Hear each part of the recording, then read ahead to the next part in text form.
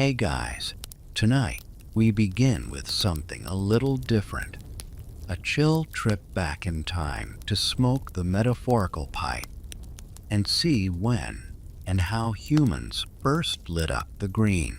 So dim the lights, get cozy under your blanket, maybe sip a warm drink, and let me guide you on a slow historical drift through centuries of smoky leaf lore. Let's start at the very beginning, because, of course, humans like to experiment early. We'll float over mountains and deserts, past shaman fires and tribal circles, tracing how cannabis first crept into ritual, medicine, and then recreation. Then we'll wander through the Hellenistic world, the Islamic Golden Age, medieval Europe, and onward. The goal is not a fast-paced thriller, but a slow, soothing chronicle, a kind of sleepy excavation through centuries of green habits. So, let's inhale slowly and exhale into the past, the wild ancestor. Cannabis before people. To know when people started smoking weed, we have to first know when cannabis was around. The plant is old, very old.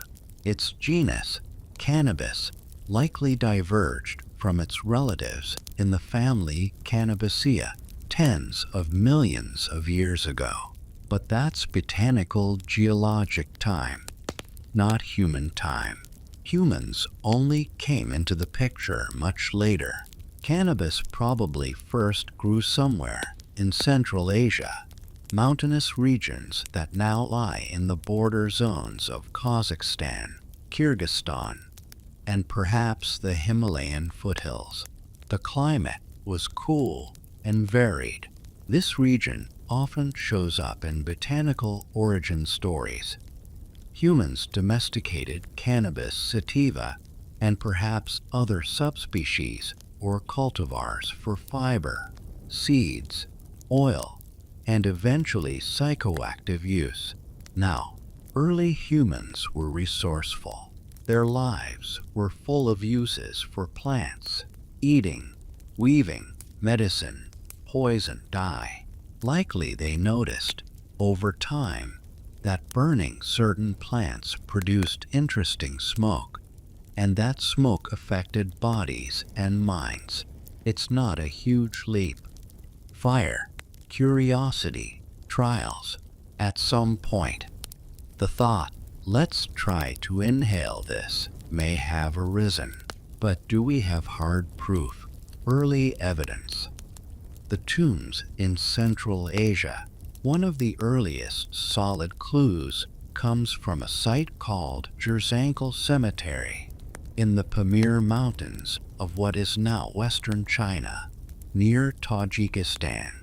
In 2019, archaeologists reported charred cannabis seeds and fragments in fire pits dated to about 2,500 years ago, roughly 500 BCE.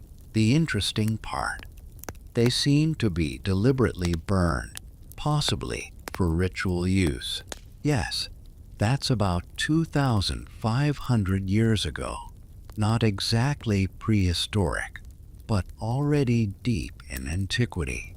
At Gyerzhangal, these fragments were found in censer-like vessels, objects designed to hold burning material. That suggests people weren't just accidentally smoking wild cannabis. This looked intentional. They burned cannabis in unclosed or semi-unclosed vessels, letting smoke waft upward. Whether they inhaled deeply or just used it as incense is debated, but it shows ritual, symbolic, or psychoactive intentions. This site is not the only one.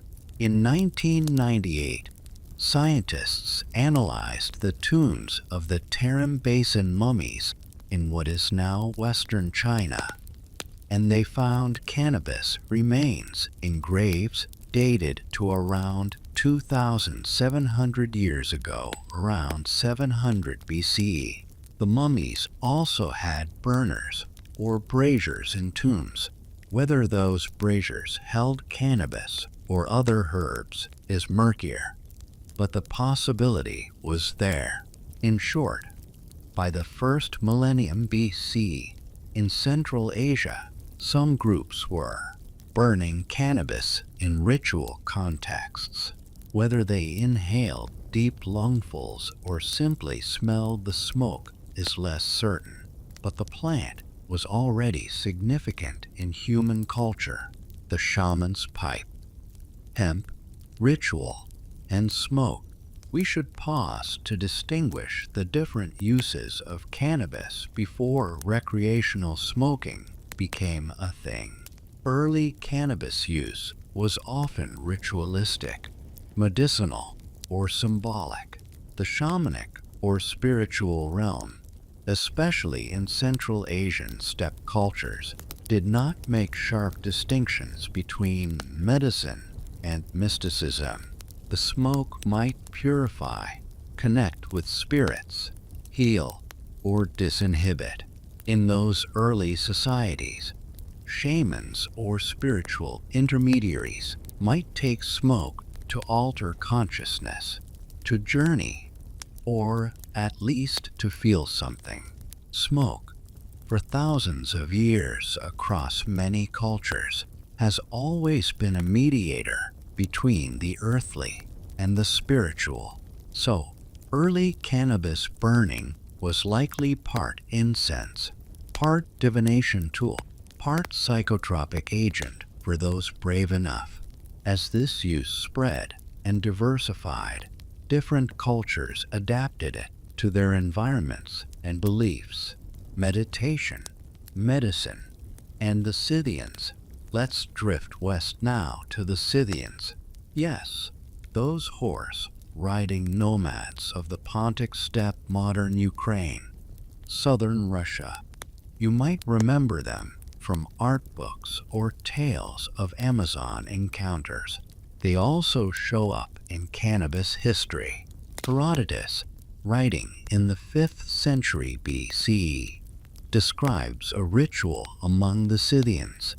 They threw hemp seeds on red-hot stones inside a tent and inhaled the vapors.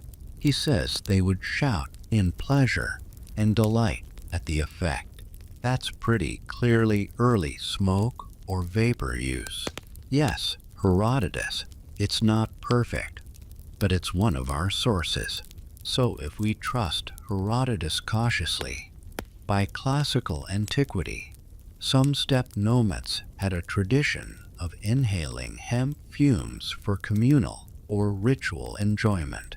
That is among the earliest literary evidence for inhaling cannabis in a controlled context.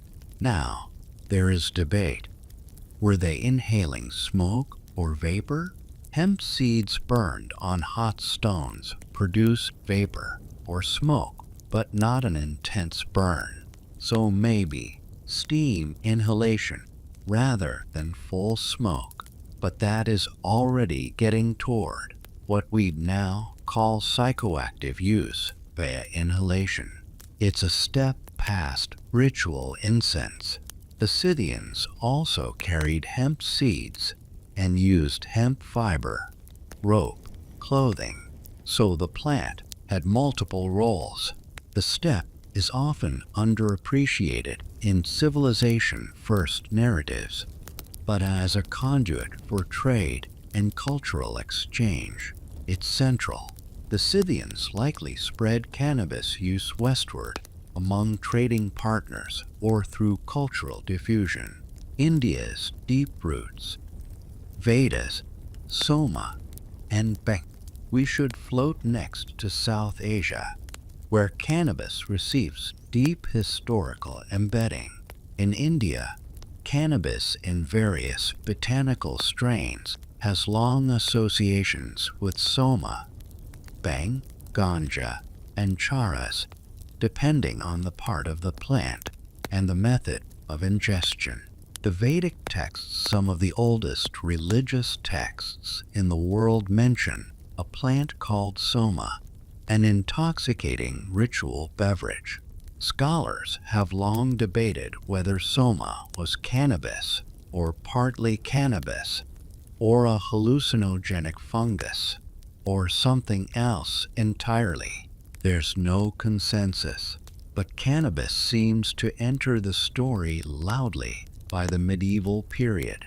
By perhaps the first millennium CE, texts and traditions refer to bhang, a preparation of cannabis leaves and flowers, often in drink or food, and ganja flower tops, smoked. The Atharva Veda, one of the Vedas, mentions soma and visada, which some interpret as cannabis, referring to medicinal and ritual use. By the early medieval period, cannabis appears more explicitly in Indian religious and medicinal texts as a psychoactive agent, as an aid to meditation or at least relaxation, as analgesic, and as part of festivals, for example Holi, where bhang consumption is known. The Sufi saints in India sometimes used cannabis as a companion to mystical deliberation too. As for smoking, textual evidence for ganja being smoked begins roughly in the medieval period, perhaps around the 12th to 14th centuries CE. The word ganja is attested in medieval Sanskrit and later in Hindi, referring to flowering tops, often smoked. We see references in Mughal-era texts, and by the 18th century it's widespread. So India's role is vital. It becomes a hub where ingestion of cannabis, eating, brewing, smoking is woven into spiritual, social, and medicinal life. The Islamic world, hashish, pipes, and mystics. Let's drift west to the Islamic Golden Age. By around the 9th to 13th centuries CE, cannabis derivatives, especially hashish, become well known in the Middle East. Hashish is concentrated resin from the cannabis plant, often smoked in small amounts for potency. The word hashish itself enters Arabic. The earliest solid records of hashish use in the Islamic world emerge in the 9th century, though some argue a little earlier. In the medieval Islamic world, there was both fascination and moral panic about hashish. Some Sufi mystics used hashish in limited spiritual contexts. Some literary sources speak of hashish dens, hashish eating sects, and the occasional crackdown by religious authorities. Cairo, Baghdad, Damascus all had clandestine circles. We also see earliest mentions of pipes for smoking.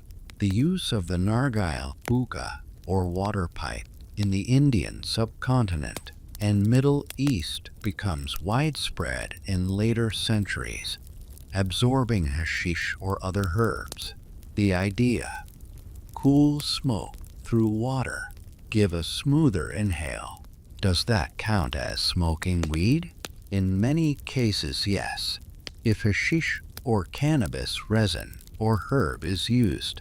In these societies, cannabis use is often controversial. Some religious authorities condemn intoxication. Others tolerate limited use. In medieval Persia, some Sufi poets mention hashish use. In some places, hashish users are stigmatized or prosecuted. So by the late medieval period, we have smoking or vaporizing of hashish across parts of the Islamic world. That's a stronger candidate for smoking weed in a recognizable sense. Inhaling combusted cannabis-derived substance, resin, or mixed herb. China, Tibet, and parallel paths. We should float eastward to China and Tibet. Cannabinoids show up in ancient Chinese pharmacopoeias. The Pencao Chinese Pharmacopoeia, attributed to Emperor Shen Nung, sometimes dated circa 2700 BCE. Though mixture of legends and compilation lists cannabis ma as a medicine, pain relief, etc., but that's ingestion or topical use, not smoking. However, in Tibetan context, smoking of equal or analogous herbs was common, for example juniper, tobacco later. Did they smoke cannabis? Direct textual evidence is sparse, but in Tibet, ritual incense is central, and cannabis might get used similarly. Some modern Tibetan and Himalayan communities do use cannabis or local variants as ritual plants, but the historical record isn't robust. So, in China, cannabis mostly figures in herbal medicine, textile fiber hemp, and seed oil, not so much smoke. It's in Central Asia and the Islamic world that the inhalation traditions seem to mature first. Europe, late arrival, quiet use. Let's drift into Europe.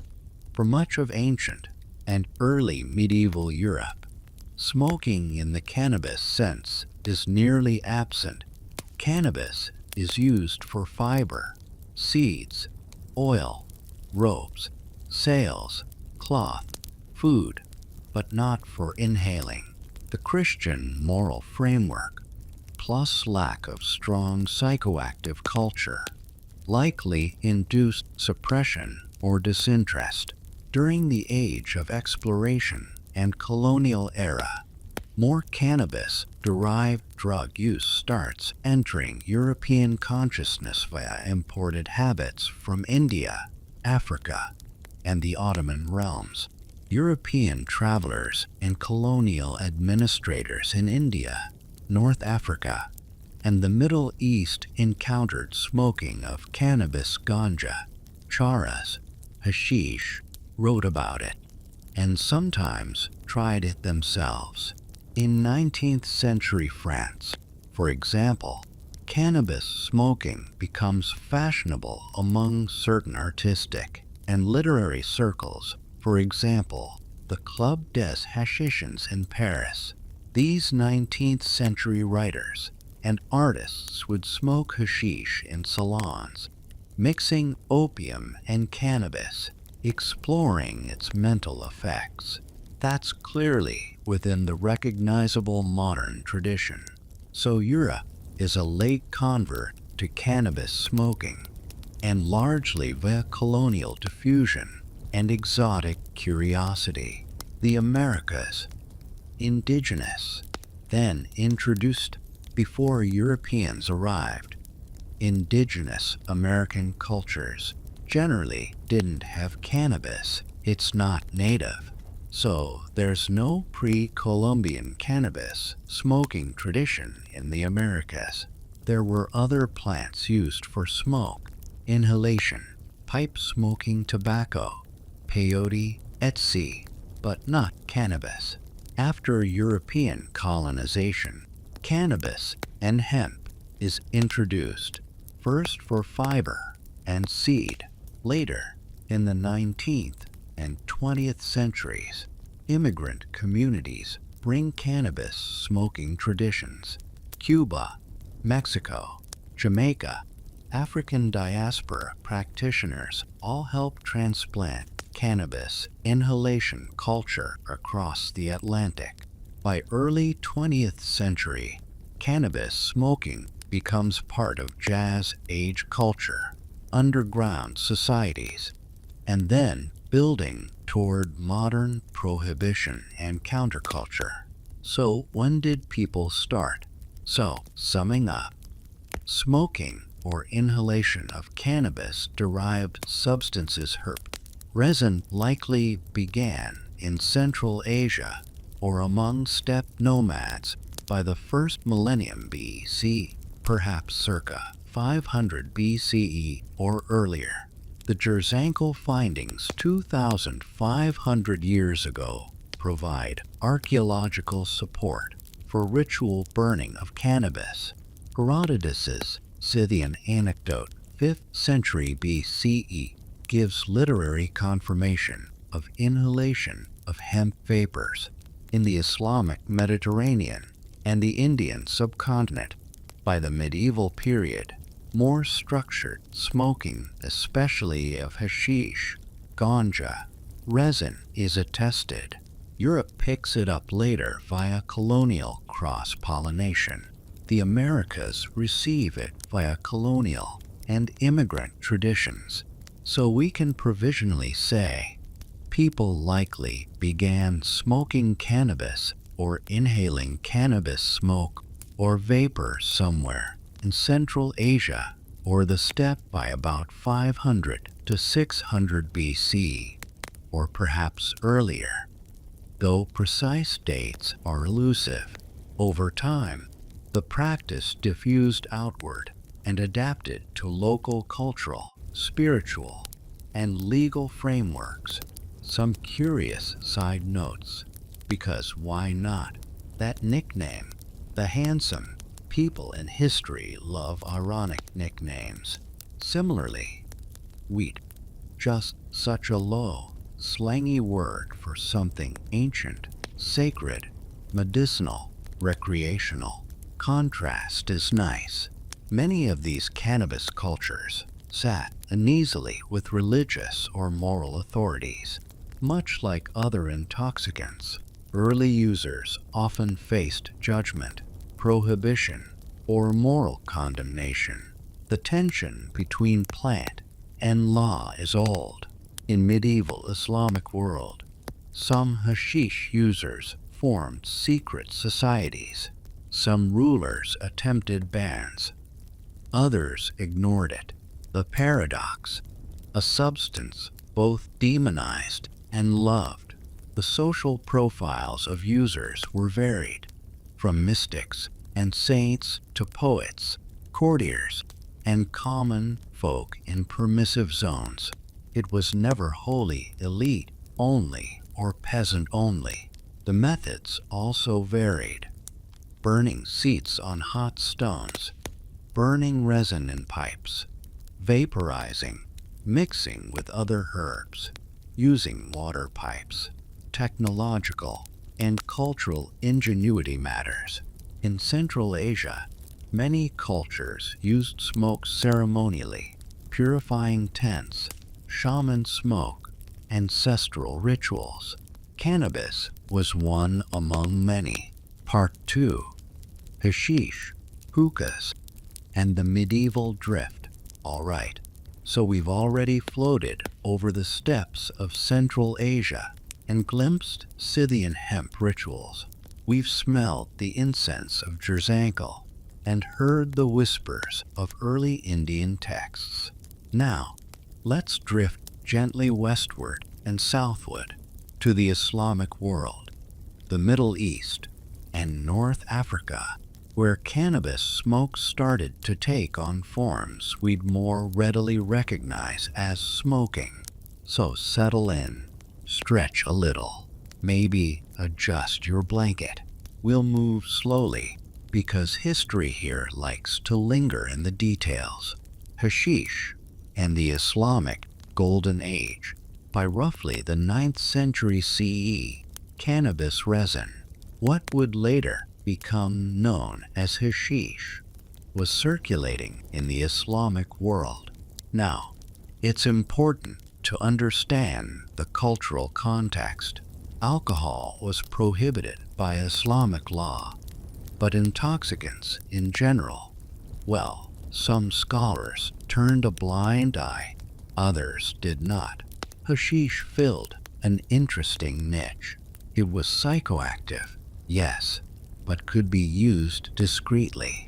In many regions, it was part ritual, part recreational experimentation, and sometimes outright defiance of authorities. Stories and literary sources suggest hashish use was widespread enough to worry local governments. One of the earliest documented groups was the assassins, the Nizari Ismailis of Persia.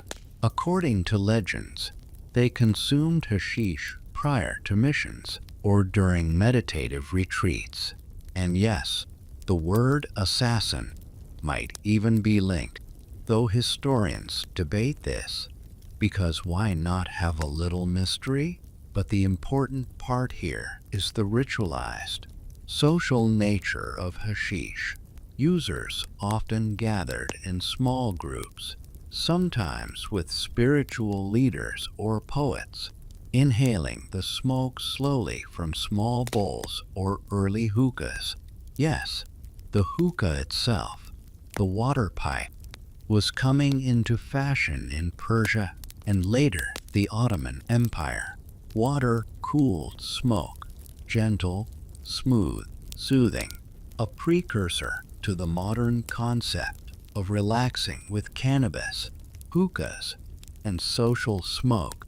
The hookah deserves a little meditation. This simple yet elegant contraption allowed people to inhale smoke without the harshness of direct combustion. Water filtered and cooled the smoke, giving a long, languid draw, perfect for a calm evening in a courtyard, staring at stars, feeling slightly elevated, and thinking philosophical thoughts that may or may not have made sense. Hookah culture spread slowly but steadily. Persia, Ottoman lands, Egypt, and eventually the broader Middle East. Hashish was the most common cannabis product smoked this way, though finely shredded herb or mixed blends were also used. Some cafes in Cairo by the 15th century reportedly served as early social smoke lounges. Think of them as medieval coffee shops, but with a green aroma floating around. The social function was interesting. Intellectuals, poets, Sufi mystics, courtiers, even travelers, all might meet to discuss philosophy, religion, or nothing at all, while puffing discreetly. And because this is history, there were occasional moral panics and crackdowns. Some rulers issued bans, yet enforcement was patchy. So hashish use survived, sometimes thriving underground, sometimes mildly tolerated. India and cannabis expansion. Meanwhile, in India, cannabis use was deeply intertwined with religious and social traditions. We've already noted the Vedic texts, Bang, and early mystical practices.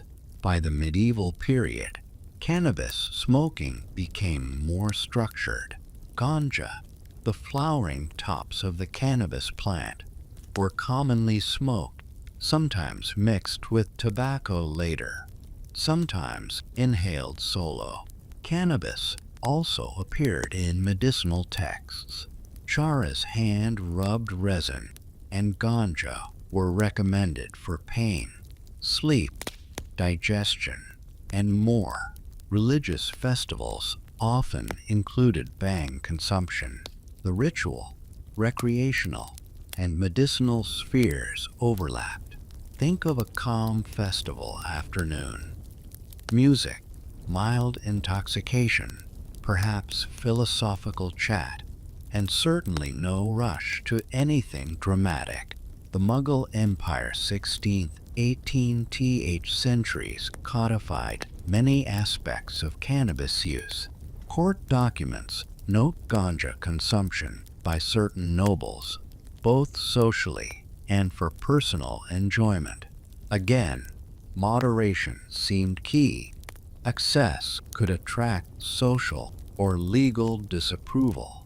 Cannabis culture in India influenced neighboring regions as well, including Nepal, Bhutan, and Central Asia, Africa, and the diffusion of cannabis.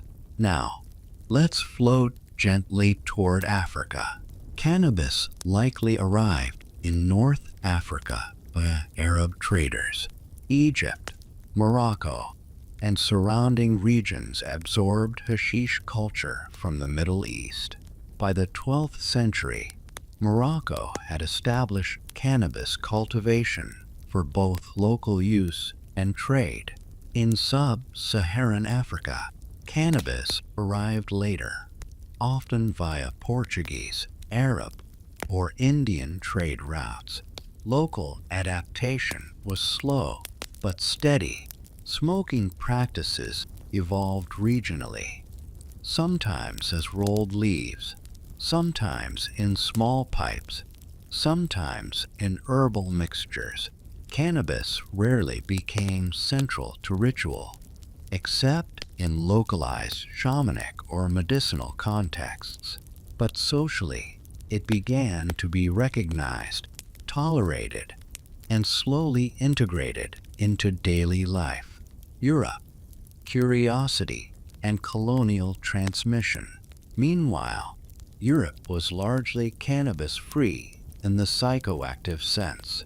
Hemp cultivation existed for rope, sails, clothing, and paper, but not for inhalation. Smoking cannabis was largely unknown. This changed slowly with the colonial era. By the 15th and 16th centuries, European travelers, traders, and conquerors encountered hashish, ganja, and other forms of cannabis in India, Africa, and the Middle East.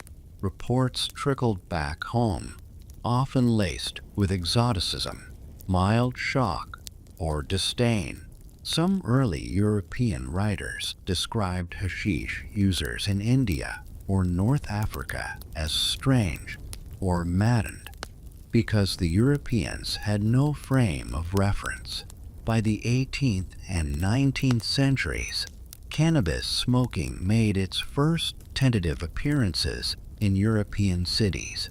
French colonial administrators in India observed ganja smoking and documented it. These reports eventually inspired curiosity and experimentation back in France, giving rise to literary and artistic hashish circles. The 19th century European hashish craze. In Paris, the mid-19th century saw the Club des Hachiciens, a small literary and artistic society dedicated to experimenting with hashish. Members included Victor Hugo, Alexandre Dumas, and Charles Baudelaire. They smoked hashish, often mixed with opium, and wrote extensively about the experience. This is important because it represents a shift from ritual, medicinal, and social smoking in Asia and the Middle East to experimental, intellectual, and recreational smoking in Europe. It's quieter, calmer, more introspective, perfectly suited for a sleepy bedtime narrative. By now, cannabis smoking was firmly documented across multiple continents, in multiple cultural contexts, and increasingly moving into the recreational realm. The Americas. Introduction and early use. Cannabis made its way to the Americas via European colonization. Hemp was cultivated primarily for fiber and oil in the 17th century. Recreational or psychoactive use arrived later, brought by immigrants and enslaved peoples who carried traditions of smoking ganja or hashish. By the 19th century, New Orleans and the Caribbean had active cannabis smoking communities. Jazz musicians, writers, and sailors adopted these habits quietly. Cannabis smoking was often invisible to authorities, or at least unremarkable compared to alcohol. And this sets the stage for the 20th century cannabis experience. Urban, recreational, and increasingly social. But we're getting ahead of ourselves. Let's float there slowly in the next part. Sleepy side notes on global diffusion. The plant has always been versatile. Fibers, seeds, oil, medicine, smoke. Humans are endlessly creative with it. Cultural tolerance varied dramatically. In some societies, cannabis was central. In others, frowned upon or criminalized. The technology of smoking evolved. Braziers, hot stones, small pipes, water pipes, rolled leaves. Each adaptation suited local climate, culture, and social norms. Cannabis always carried a dual identity: sacred and profane, medicinal and recreational, exotic and everyday. Much of the evidence for early inhalation is circumstantial: charred seeds, literary references, archaeological braziers, but converges on the same general picture. People have been experimenting with cannabis smoke for millennia. Part 3. From colonial hints to jazz age puffs. All right, friends, by now we've floated through the ancient steppes, inhaled the Scythian vapors, peeked into India's bang rituals, smelled hashish in the Islamic world, and watched European curiosity slowly awaken. Now it's time to slide gently into the modern era, the 19th and early 20th centuries, where cannabis smoking begins to take the shape we recognize today: recreational, social, and culturally loaded. Stretch a bit, maybe yawn. Make sure your blanket is snug. This is history meant to lull, not excite. European literary experimentation. By the mid-1800s, France became the quiet epicenter for European cannabis experimentation. The Club des Hachiciens, as we mentioned, was a curious little society of writers, artists, and intellectuals who smoked hashish to inspire creativity and philosophical musings.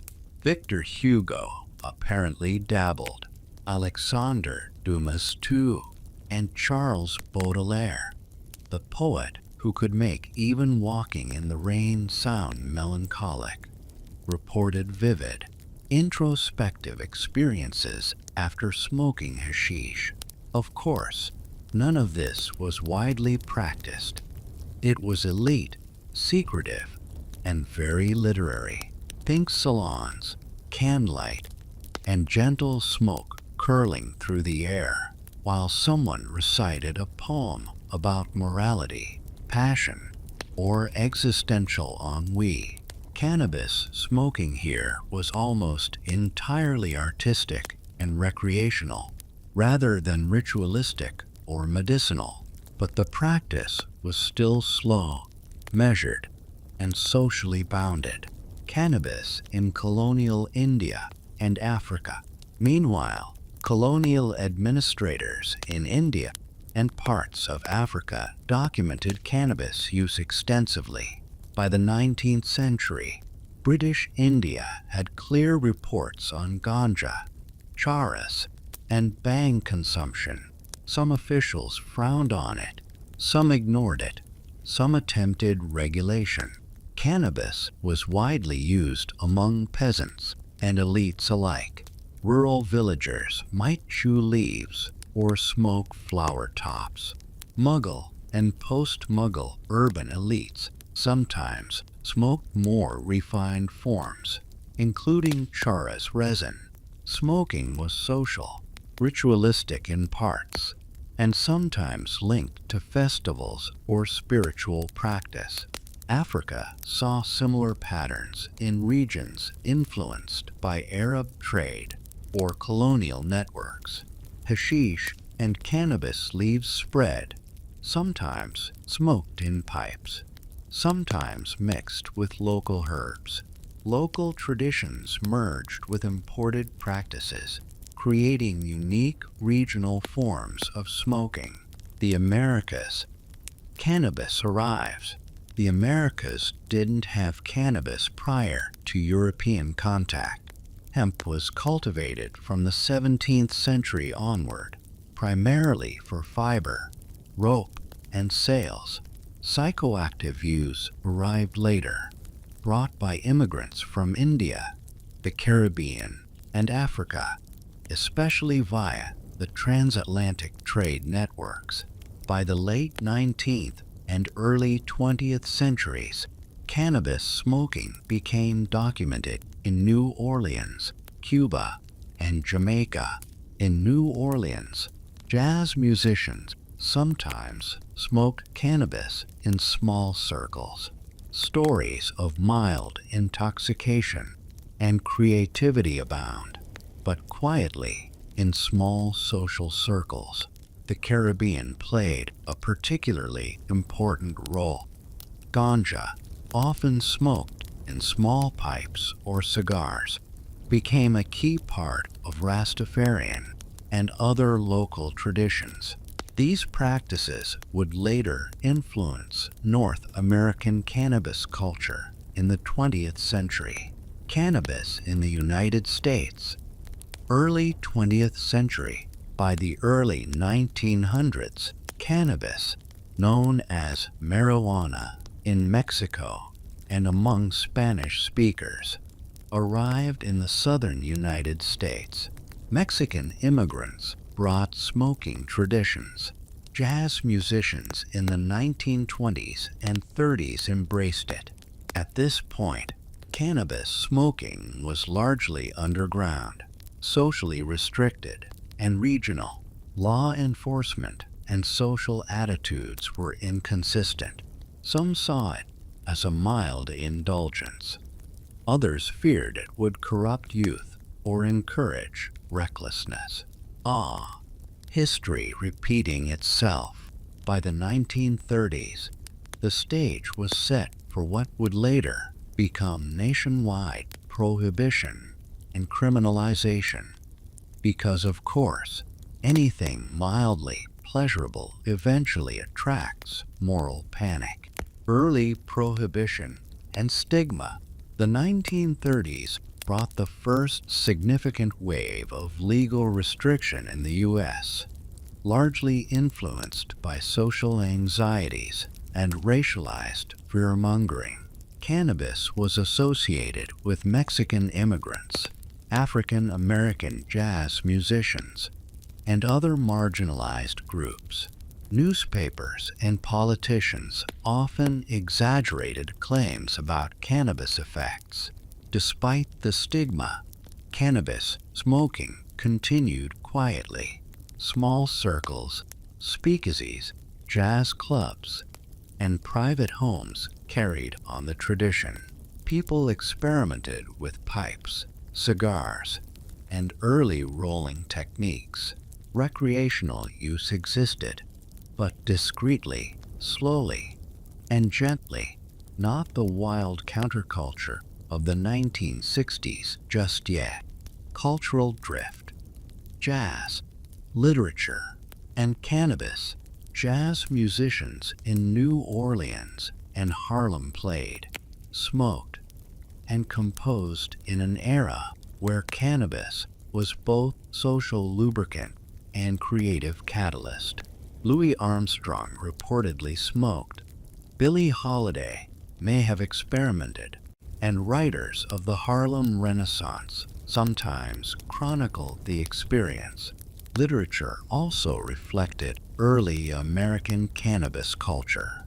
Short stories, essays, and poems sometimes referenced mild intoxication, hazy evenings, and the calm introspection cannabis brought. Nothing dramatic, just slow, mellow, smoky evenings in private company. Cannabis remained, in this period, a subtle, quiet, and primarily adult indulgence. Not quite mainstream, not quite scandalous, but enough to leave historical traces. Sleepy side notes on modern diffusion. Cannabis smoking was gradual and geographically patchy. Steppe nomads, India, Islamic world, Africa, Europe, Americas. Methods evolved slowly. Hot stones, braziers, small pipes, hookahs, rolled leaves, cigars, water pipes, modern joints. Social perception shifted dramatically depending on region, class, religion, and colonial context. Early 20th century moral panics in the U.S. set the stage for decades-long criminalization, but the plant quietly persisted in art, music, and small communities. Even as legal pressure increased, the basic human relationship with cannabis, smoking slowly, socially, ritualistically, remained consistent across continents and centuries. Part 4. The beat, the jazz, and the slow rise of modern cannabis culture. Hey friends, if you're still with me, settle even deeper into your blanket.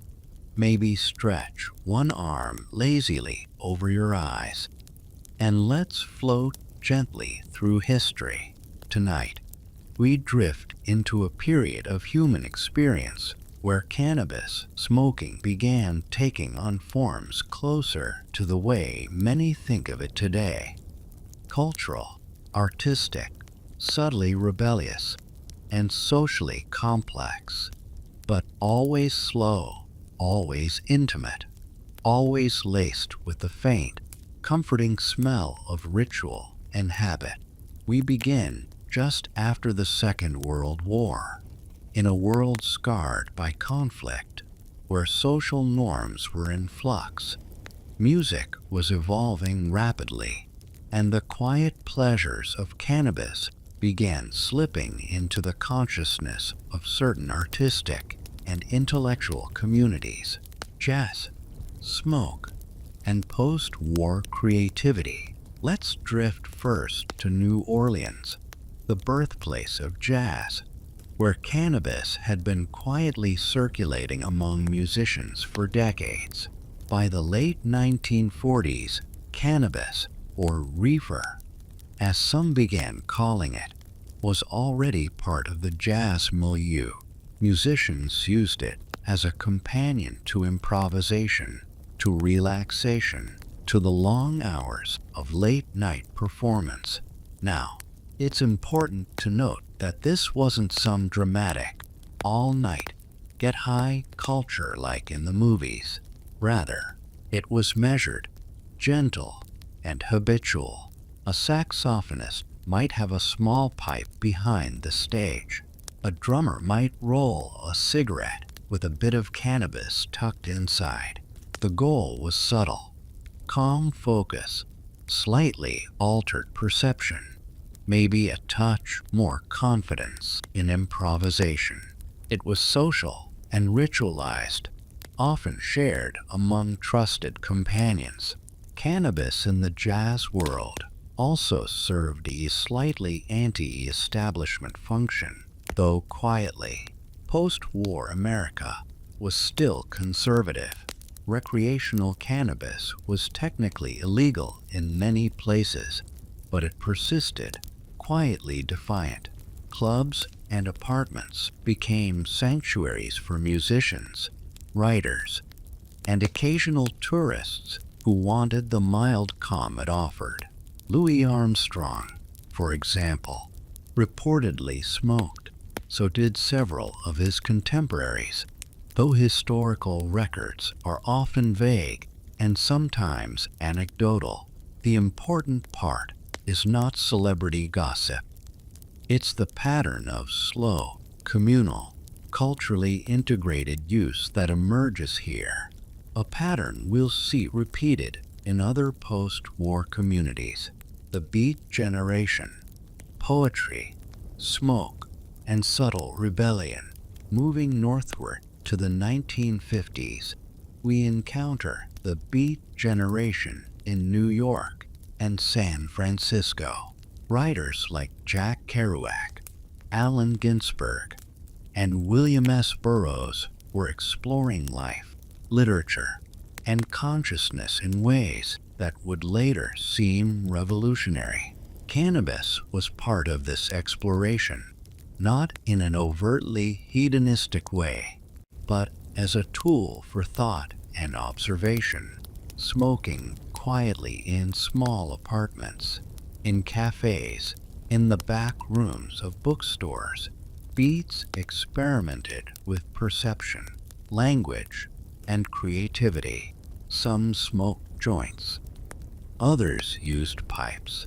Sometimes it accompanied jazz records. Sometimes poetry readings. Sometimes solitary meditation in dimly lit rooms. Cannabis use here was both intimate and socially binding. Small circles of friends passed a joint around while discussing existentialism, spirituality, and the strange absurdities of post-war life. There was little spectacle. It was slow, gentle, like watching smoke curl upward from a hookah.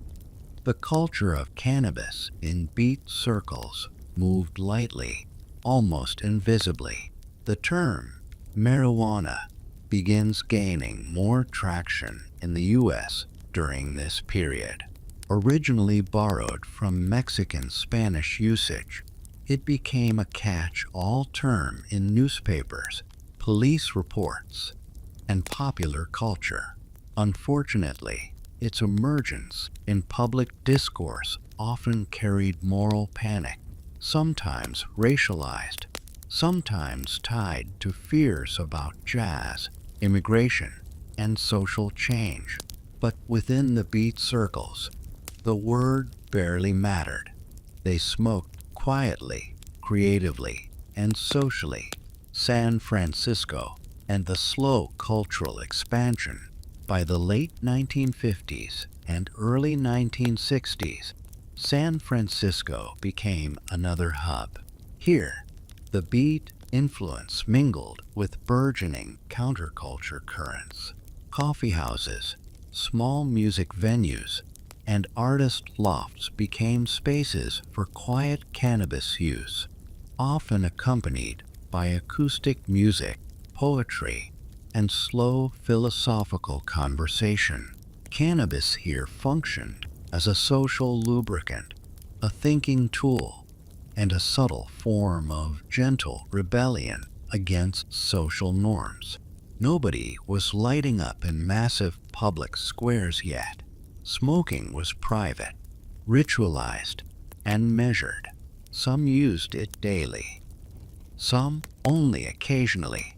The key was integration into slow social and creative life, not wild, anarchic indulgence.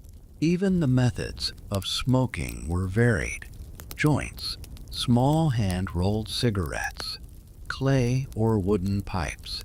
The water pipe had not yet become mainstream, though knowledge of it traveled slowly from Middle Eastern and Indian traditions.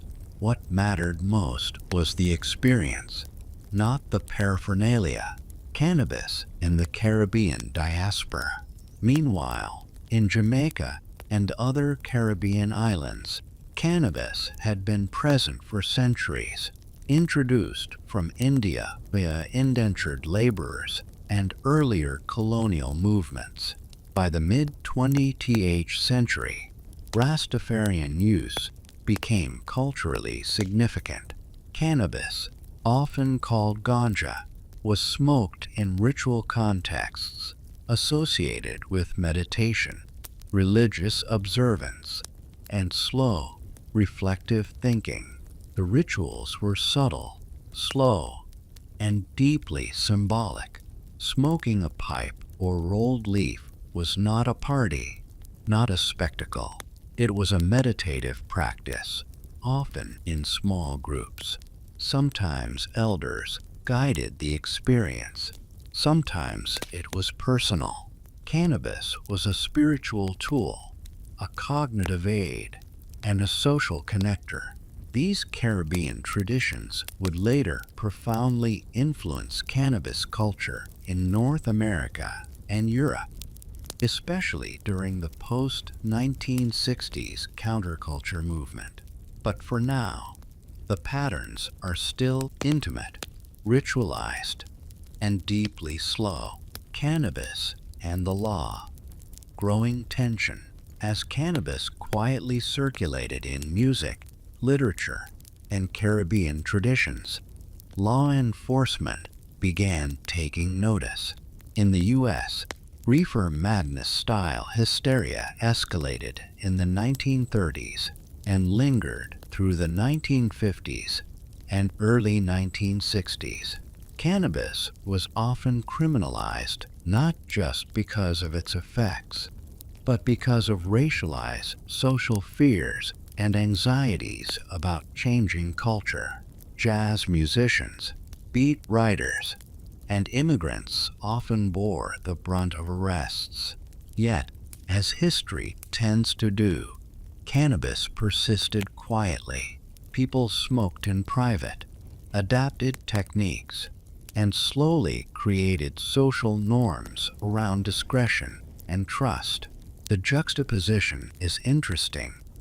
Socially marginalized and artistic communities quietly embraced cannabis as a tool of creativity, reflection, and camaraderie, while broader society viewed it as a moral threat. It's the kind of ironic contrast history likes. The dangerous weed that mostly brought calm, gentle conversation, creativity, and sleep-inducing contemplation. Methods, rituals, and the slow art of smoking. Let's pause to consider how cannabis was consumed during this period. Smoking was far from uniform. Joints and hand-rolled cigarettes were common in beat and early jazz circles. Rolled slowly, sometimes mixed with tobacco, sometimes pure. Pipes, often clay or wood, were popular in both urban and Caribbean contexts. Small, discreet, and efficient for measured consumption. Hookahs and water pipes remained largely in Middle Eastern and South Asian communities, slowly influencing diaspora populations. Edibles, especially bhang and other traditional Indian preparations, were less common in North America, but still present in immigrant circles. The key across all methods was slow, mindful consumption. None of this was rushed or chaotic. It was deliberate, social, and comforting, like history itself, curling around you gently, guiding you toward sleep. Social integration and cultural identity. By the early 1960s, cannabis had become woven into the identity of certain communities. Musicians, poets, spiritual seekers, and Caribbean diasporas all had subtle rituals, etiquette, and shared knowledge about the plant. Cannabis became a marker of belonging, a quiet bond between people. Sharing a joint, pipe, or small rolled leaf created intimacy and trust. Conversations slowed, laughter softened, and creativity flowed gently.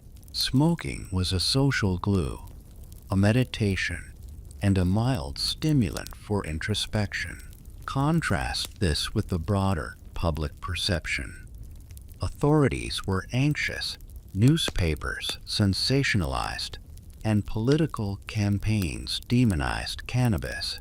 Yet the people who used it continued their slow, deliberate practice. It was a quiet rebellion, a personal ritual, and a shared cultural practice all at once. The seeds of the counterculture. Finally, as we drift toward the mid-1960s, we begin seeing the roots of the larger counterculture movement.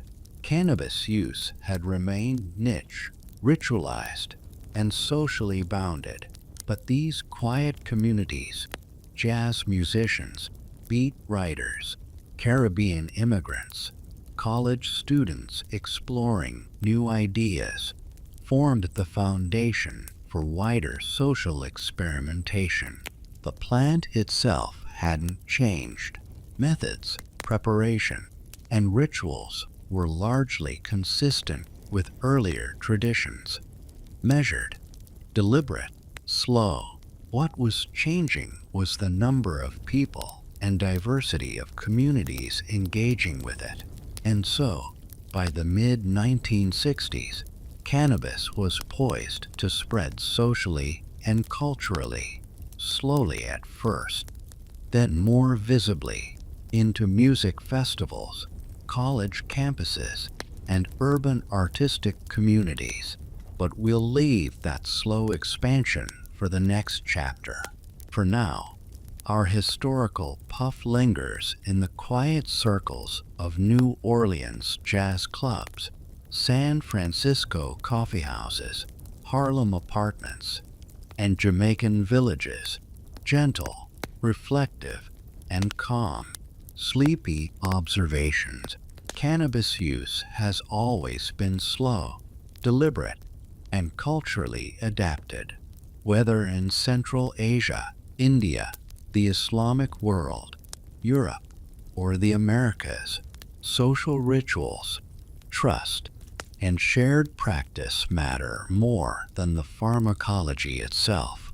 History is full of ironic contrasts. The dangerous, illicit plant that mostly created calm, gentle, introspective experiences. Early 20th century cannabis culture was niche, private, and slow-moving, perfectly suited to bedtime storytelling. Across centuries, humans have repeatedly found ways to integrate cannabis into ritual, creativity, and quiet social life, always at a gentle pace, never urgent, never loud. Part 5. The Counterculture, Global Spread, and the Slow Revolution. All right, friends, by now, we've floated from ancient Central Asia to the steppes, inhaled Scythian vapors, glimpsed India's bang rituals, traced hashish in the Islamic world, watched early European curiosity, and drifted through the jazz clubs, beat cafes, and Caribbean islands of the 20th century. Tonight, we continue our gentle journey, moving into the 1960s and 1970s, when cannabis begins to weave more visibly into global culture, but still in that slow, deliberate, contemplative rhythm that history likes best. So pull the blanket up, maybe on once or twice. Adjust your pillow just slightly, and let's float together into this calm, leafy chapter. The early 1960s. Quiet foundations. Even as the post-war era faded into the early 1960s, cannabis remained largely subcultural. Musicians, writers, students, and Caribbean immigrants had preserved traditions of smoking, but most people in mainstream society had no idea, or were actively being told it was a moral hazard. In this period, college campuses were subtle centers of cannabis use. Students discovered it through music, literature, and small social circles. Rolling a joint, sharing a pipe, or simply sitting quietly with a small bowl became a ritual of trust and camaraderie. It wasn't loud. It wasn't a protest. It wasn't a headline. It was private, measured, and often conversational. Interestingly, literature continued to reflect these patterns. Jack Kerouac, Allen Ginsberg, William S. Burroughs, all of whom had been experimenting with cannabis quietly in the 1950s, continued their gentle influence into the early 1960s. Writers and poets in Europe and the US were discovering translations and commentaries on Indian, Middle Eastern, and African traditions of cannabis use, further embedding it into artistic and intellectual life. The plant itself, unchanged, remained a slow companion to thought, creativity, and social bonding. Its cultural significance grew quietly, not explosively. The Beat legacy in San Francisco. San Francisco remained a hub. By the mid-1960s, the remnants of beat culture were merging with emerging hippie movements. Coffee houses, small clubs, and private apartments continued the slow traditions of cannabis use, often paired with music, poetry, or quiet philosophical conversation. Cannabis was still discreet. People rolled joints by hand, passed pipes around a circle, and often smoked outside the public eye. Ritual remained important. Who rolls? Who lights? Who takes the first puff? These small social rules, subtle but pervasive, were passed down from the Beat generation and Caribbean communities. San Francisco's role was critical not because of legality or spectacle, but because of social density. Artists, poets, musicians, and students were concentrated geographically. Cannabis smoking became a gentle thread tying these communities together. The rise of the counterculture. By the late 1960s, cannabis use began entering a more visible countercultural context, though still slowly. The Summer of Love, 1967, in San Francisco's Haight-Ashbury district, was a famous moment, yes, but it's easy to over-dramatize. In reality, cannabis was integrated into daily life gradually. Small circles of friends, coffee houses, apartments, and informal gatherings. It wasn't about mass spectacle. It was about social ritual, meditation, music, and reflection. Cannabis was a social lubricant for trust and creativity. Sharing a joint was a bonding ritual, a slow, intimate experience. Music and cannabis were intertwined. Folk, blues, and early psychedelic music provided a gentle soundtrack for introspection. Cannabis also began to cross class and regional boundaries more visibly. College students, young professionals, and even some urban workers discovered cannabis as a mild, creative, and socially integrative experience. It was recreational, yes, but not hedonistic in a loud sense. Music, festivals, and cultural integration. The late 1960s and early 1970s saw the rise of music festivals, Monterey Pop, Woodstock, and others. Cannabis was present, quietly, in tents, dormitories, and circles near the stages. People smoked joints, pipes, and occasionally bongs. It was slow, deliberate, and socially intimate. Even among thousands of attendees, cannabis use often followed subtle rules.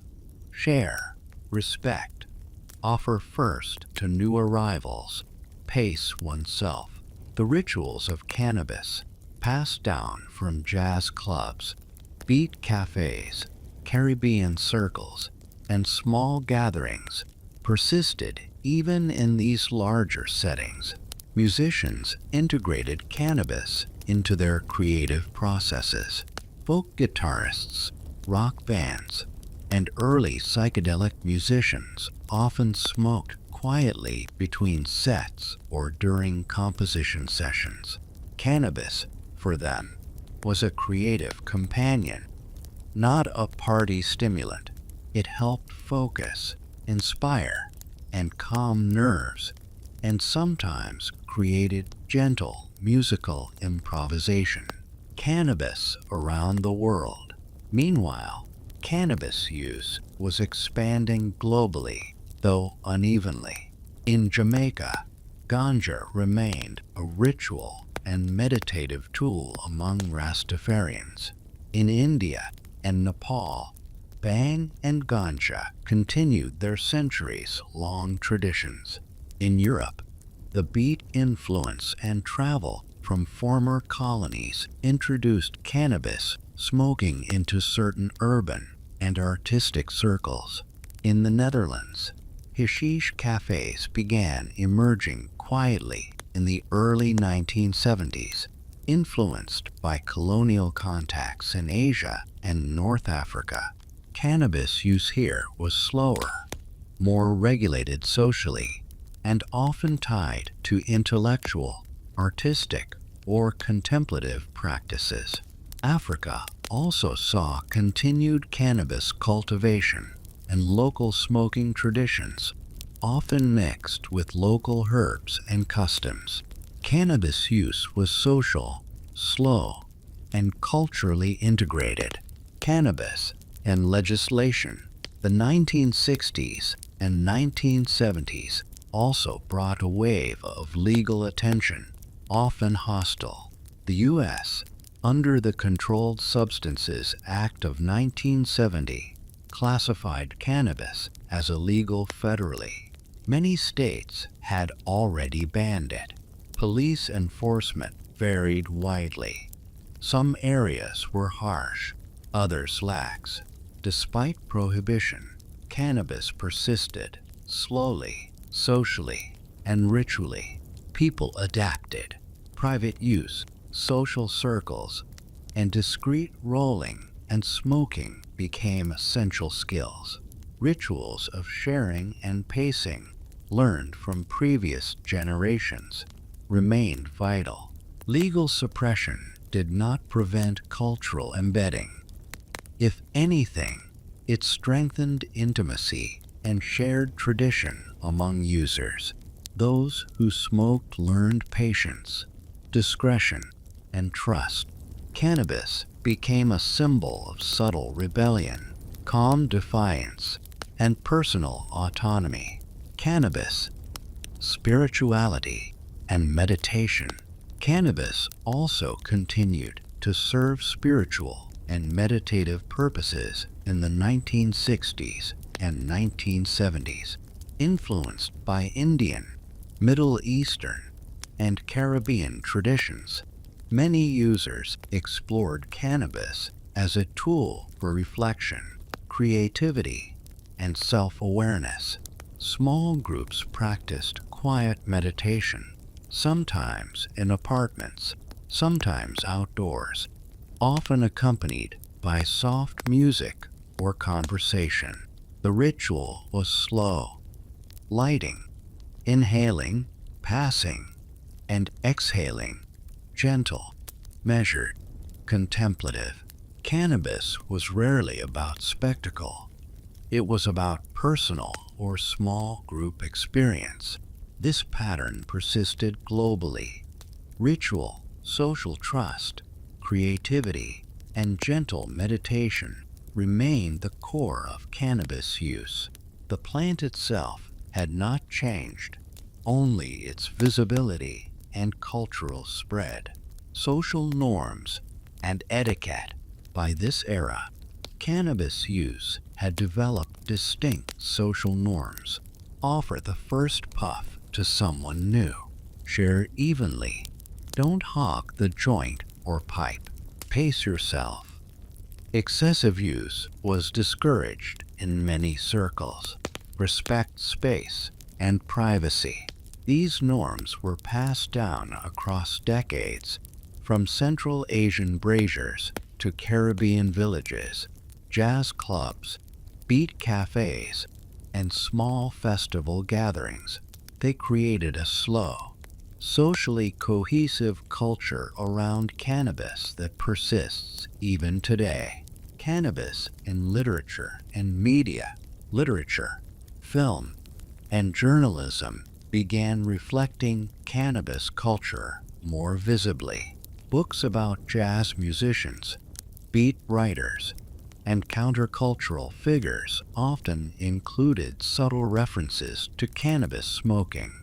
Films sometimes depicted it quietly, not as a central plot device, but as atmosphere, smoke curling in a dim apartment, characters passing a joint in a circle, slow conversation flowing with gentle inspiration. Cannabis was increasingly recognized as part of intellectual, artistic, and social life.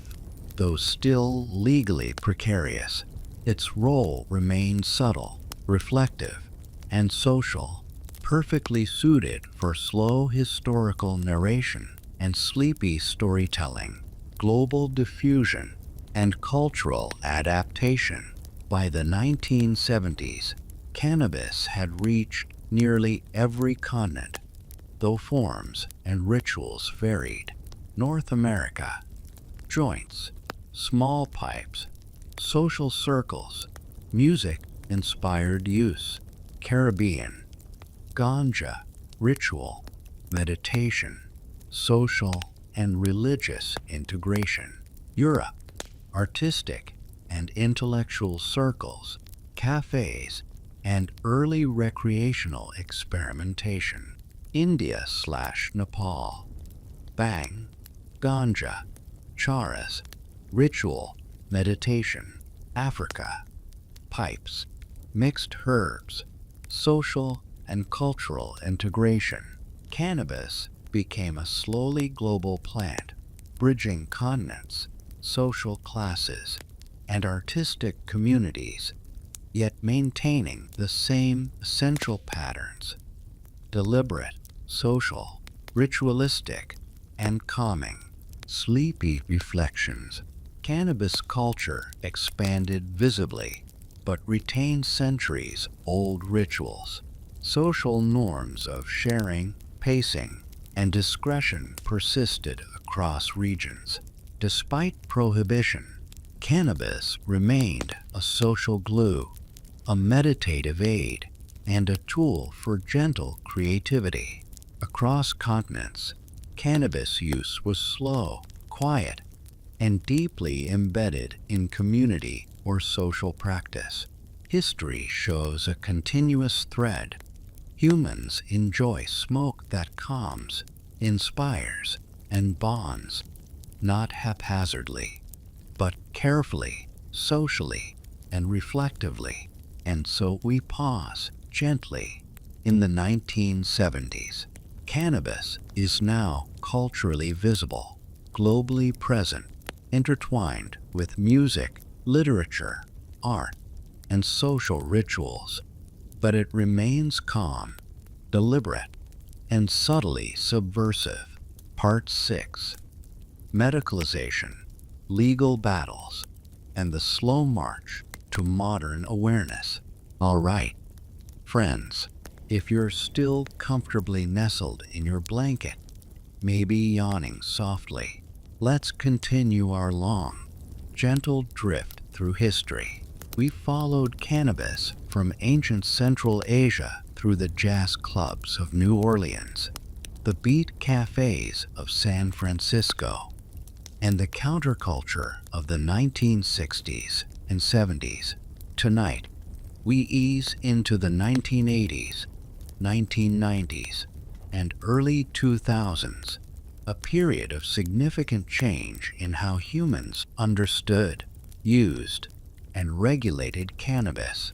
So adjust your pillow, pull the blanket over your shoulders, maybe take a deep, slow breath, and let's continue floating through the calm haze of history. The 1980s, conservatism, prohibition, and quiet persistence. The 1980s were an interesting time for cannabis. On the one hand, the political climate in countries like the United States was increasingly conservative, and anti-drug campaigns intensified. Think Reagan, Nancy Reagan, and the whole "just say no" era. Cannabis was lumped together with harder substances, demonized in media, and made a symbol of moral panic. On the other hand, cannabis use continued quietly, persistently, and socially. College campuses, creative circles, and certain urban subcultures maintained slow, ritualistic use, often with elaborate social norms that had been passed down for decades. Cannabis in this era was still fundamentally social. People shared joints, pipes, or small bongs in apartments, at small gatherings, or at music events. It was measured, deliberate, and calm. Those who smoked tended to know one another, trust one another, and understand the gentle rituals. Who rolls, who lights, when to pass, how to pace oneself. Interestingly, the 1980s also saw the rise of early medical research into cannabis's potential benefits. Scientists began studying cannabinoids more systematically, investigating pain relief, nausea reduction, and neurological effects, while political narratives were dominated by fear.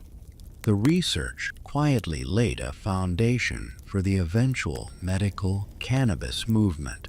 Cannabis, in popular culture, even under strict social scrutiny, cannabis maintained a presence in music, film, and literature. Reggae, hip-hop, and alternative rock artists incorporated cannabis references into their work, often subtly. Films began including cannabis as atmospheric or character-building elements. Dim apartments, slow conversations, smoke curling in corners, introspective scenes, rather than as central plot points. In literature, authors documented cannabis use in both personal and social contexts. Memoirs, novels, and essays reflected gentle experimentation, creative inspiration, and social bonding. Cannabis culture was slow, socially embedded, and reflective, rather than loud or spectacular. Medical cannabis. Early legal efforts. By the late 1980s, some jurisdictions began to acknowledge cannabis's medicinal potential. Patients with chronic pain, chemotherapy-induced nausea, or glaucoma were quietly using cannabis, sometimes under physician guidance, sometimes outside the law. California, for example, began paving the way for medical cannabis discussions. Activists, patients, and sympathetic doctors pushed for recognition of cannabis as a therapeutic tool.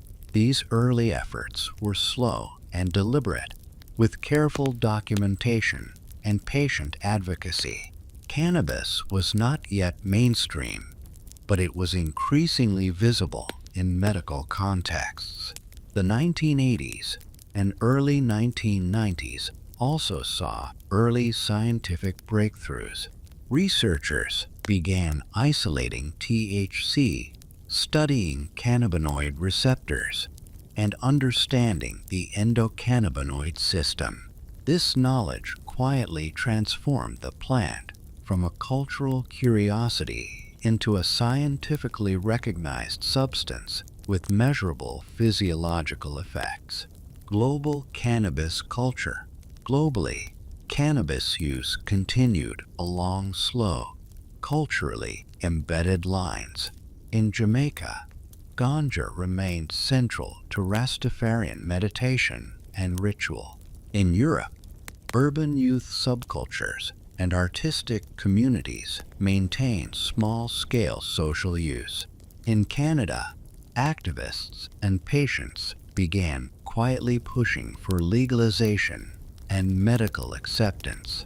In Asia, traditions persisted quietly, often intertwined with religious practice. Bhang, charas, and ganja remained integral to meditation, festivals, and social bonding in India and Nepal. Middle Eastern use, largely in hashish form, continued among traditional and younger circles, sometimes in cafes, sometimes in private social spaces. Across all regions, cannabis culture remained slow, social, and ritualized, even as legal pressures varied. The 1990s, medical cannabis gains ground. By the early 1990s, medical cannabis became a central point of discussion in North America. In California, the AIDS epidemic highlighted the therapeutic potential of cannabis. Patients suffering from cachexia, nausea, and pain began advocating for legal access. The compassionate use argument gained traction, framing cannabis as a calm, controlled, and therapeutic tool rather than a rebellious indulgence. These early legal battles were slow and methodical. Activists documented cases, presented scientific evidence, and navigated bureaucratic systems. Cannabis was portrayed as serious, medicinal, and socially responsible, a stark contrast to decades of moral panic and media hysteria. In Canada, patients also began using cannabis therapeutically, often guided by physicians or through grassroots networks. European countries similarly explored medical applications quietly, with small pilot studies and clinical research. Recreational use in the 1990s. Despite increasing medical acceptance, recreational cannabis use persisted and expanded.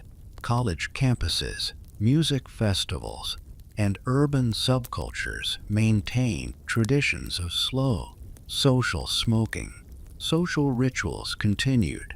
Joints shared in small circles, discreet use in apartments, deliberate pacing.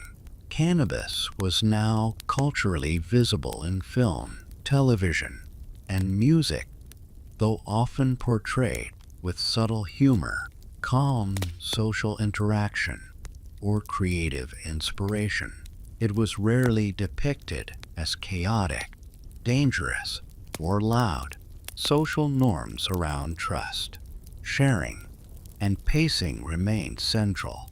Globally, cannabis culture began to diversify. In Europe, Amsterdam's coffee shops expanded, offering controlled, relaxed spaces for social use. In the Caribbean, cannabis remained part of religious and social life.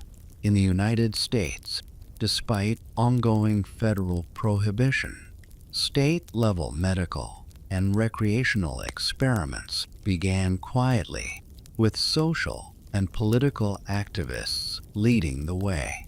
Cannabis and science. The 1990s also saw major scientific breakthroughs.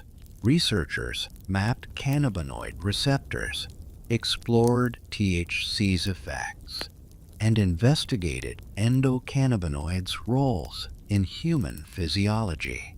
Clinical studies documented pain relief, appetite stimulation, and anti-nausea effects. This growing body of evidence quietly transformed cannabis from a cultural or recreational plant into a scientifically recognized substance with real medical value. Yet, public understanding lagged, and policy often remained conservative, creating tension between culture, science, and law. Social rituals and cultural patterns. Across decades, certain patterns persisted. Sharing was central. Joints, pipes, and small bongs were passed carefully. Pacing was essential. Slow inhalation, measured dosage, and respect for tolerance. Privacy and trust were critical. Cannabis was often used in intimate, controlled social circles. Integration with music, art, and creative work was common. Cannabis complemented reflection and creation rather than chaos. These patterns were remarkably consistent from ancient Central Asia to the 1990s, reflecting centuries of human adaptation to the plant's effects and social role. Cannabis in media and popular perception. The 1990s saw cannabis represented in media in a variety of ways. Films often depicted small social gatherings, gentle conversation, or reflective use. Music referenced cannabis as a tool for creativity, meditation, or social bonding. Television sometimes hinted at recreational use, often with subtle humor or moral reflection. Despite legal prohibition, in many areas, cultural visibility increased. Cannabis became part of social identity, artistic expression, and personal ritual, calmly, deliberately, and socially embedded. The early 2000s. Medical cannabis legalization. By the early 2000s, medical cannabis gained formal recognition in multiple jurisdictions. California's Prop 215, passed in 1996, served as a model. Canada began implementing medical cannabis programs. European countries followed suit in varying degrees. Patients with chronic pain, cancer, multiple sclerosis, and other conditions began using cannabis under regulated programs. Social rituals persisted. Measured dosages, discreet use, and careful social sharing. Cannabis became framed as therapeutic, controlled, and socially responsible, a stark contrast to decades of moral panic.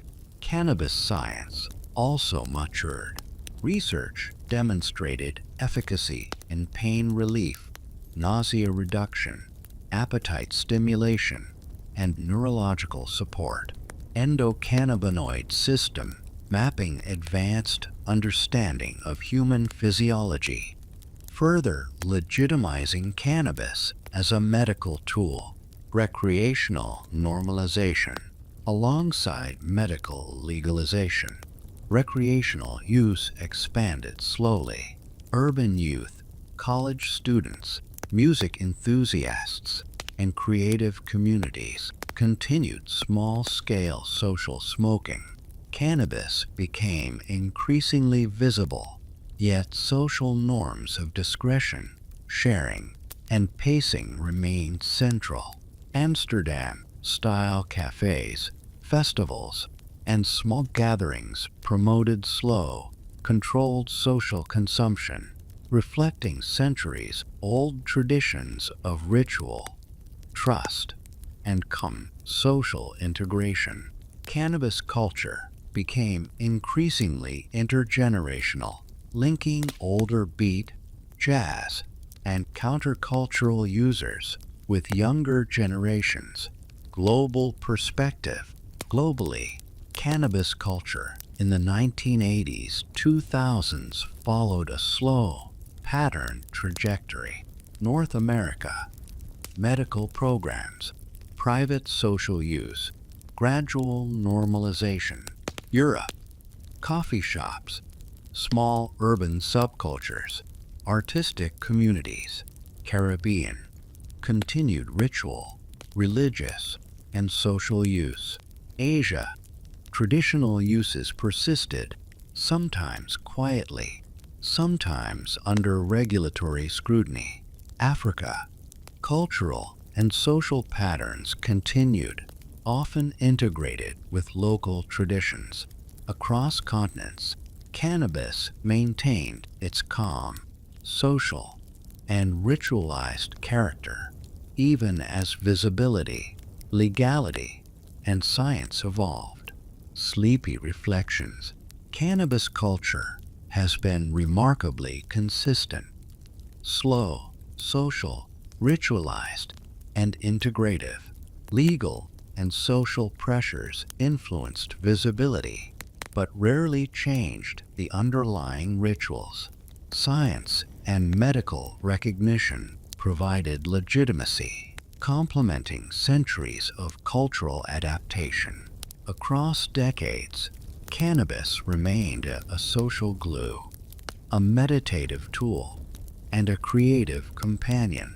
The calm, deliberate, reflective practices surrounding cannabis use illustrate how humans integrate plants into culture over millennia. And so we pause gently at the early 2000s. Cannabis has become medically recognized, culturally visible, and socially ritualized.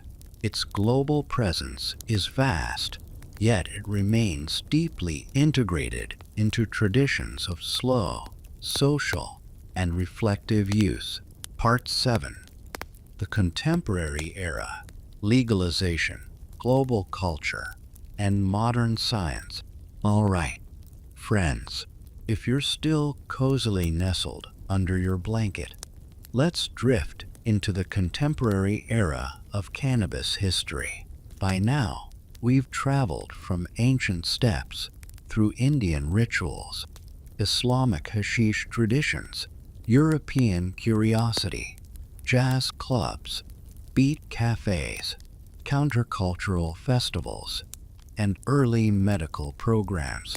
Tonight, we continue our slow, calm journey into the 2000s and 2010s, when cannabis began transforming into the socially and legally complex plant we know today.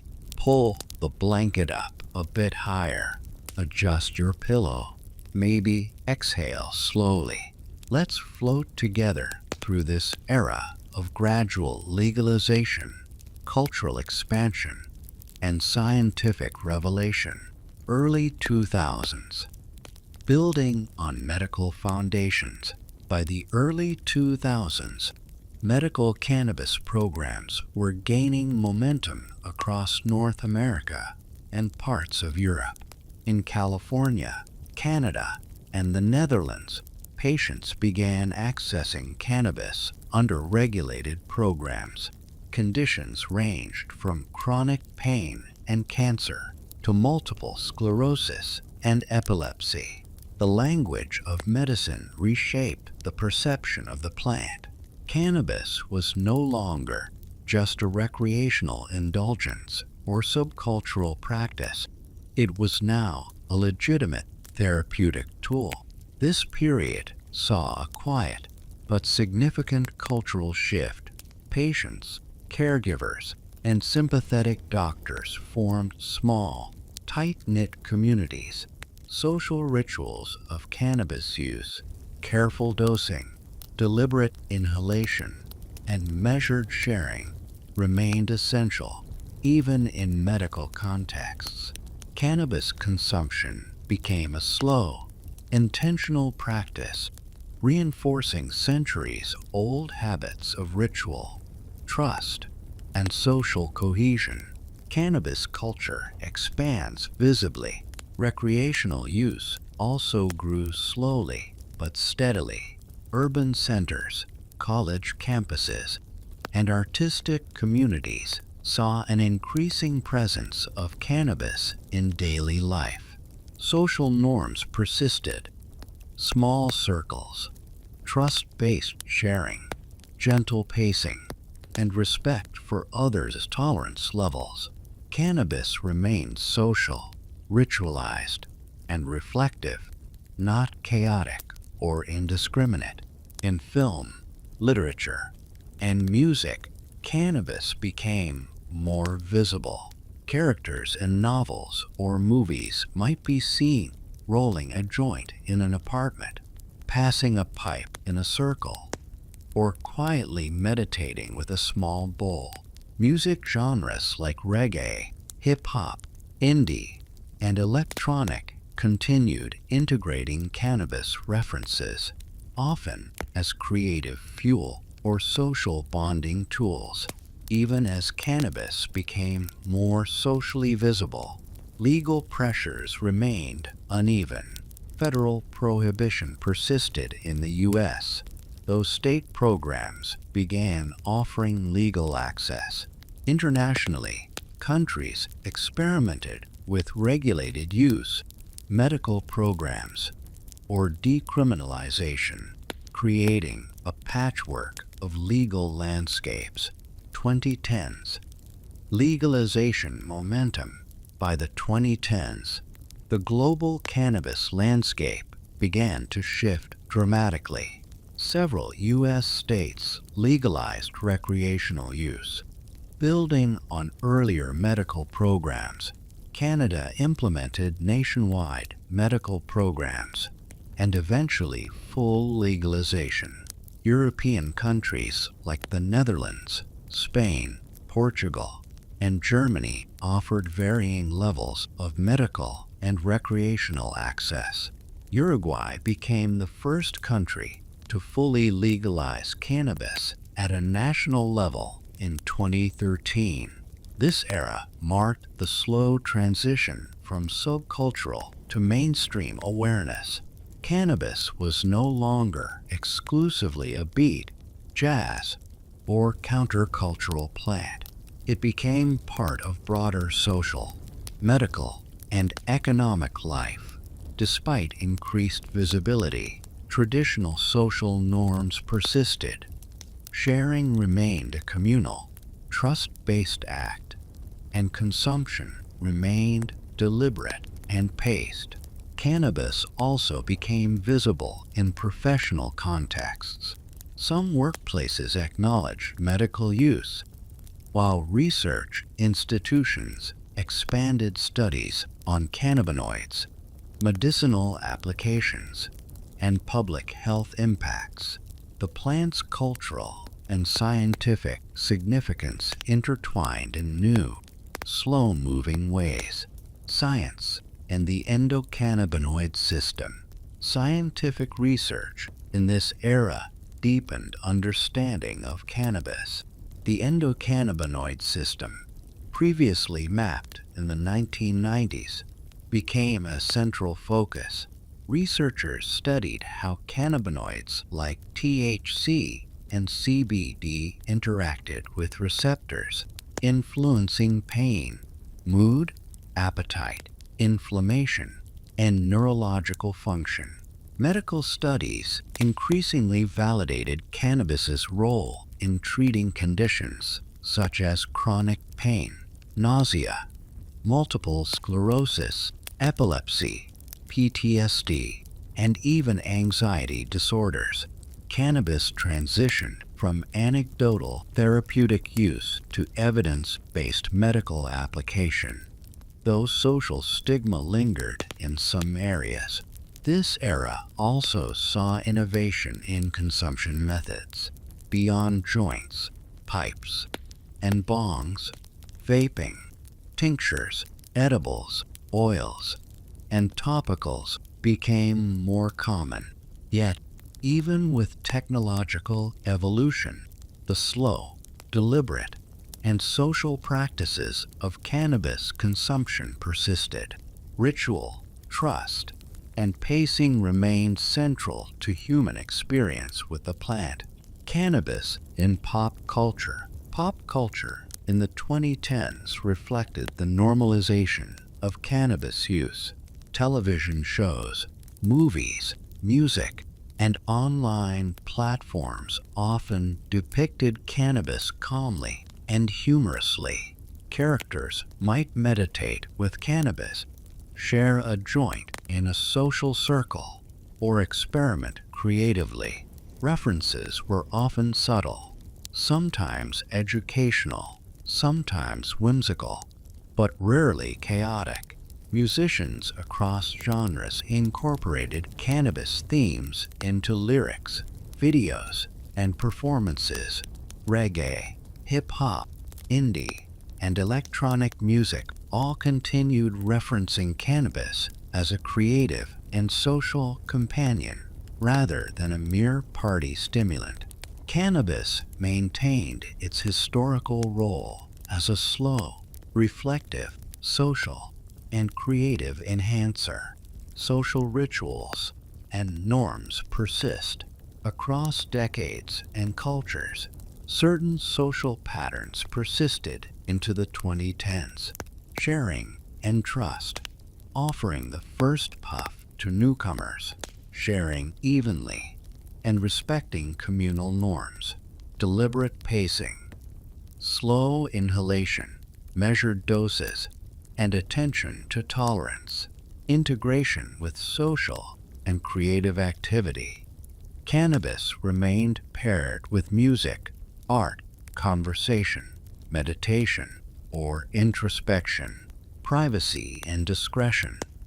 Even in legalization contexts, users often preferred small, trusted circles.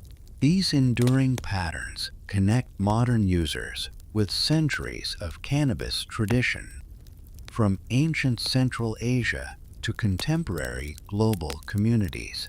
The plant's role has remained calm, social, and ritualized despite technological and legal evolution. Cannabis and the economy. The 2010s also saw the rise of the cannabis industry. Dispensaries, legal cultivation, branding, and research created economic opportunities.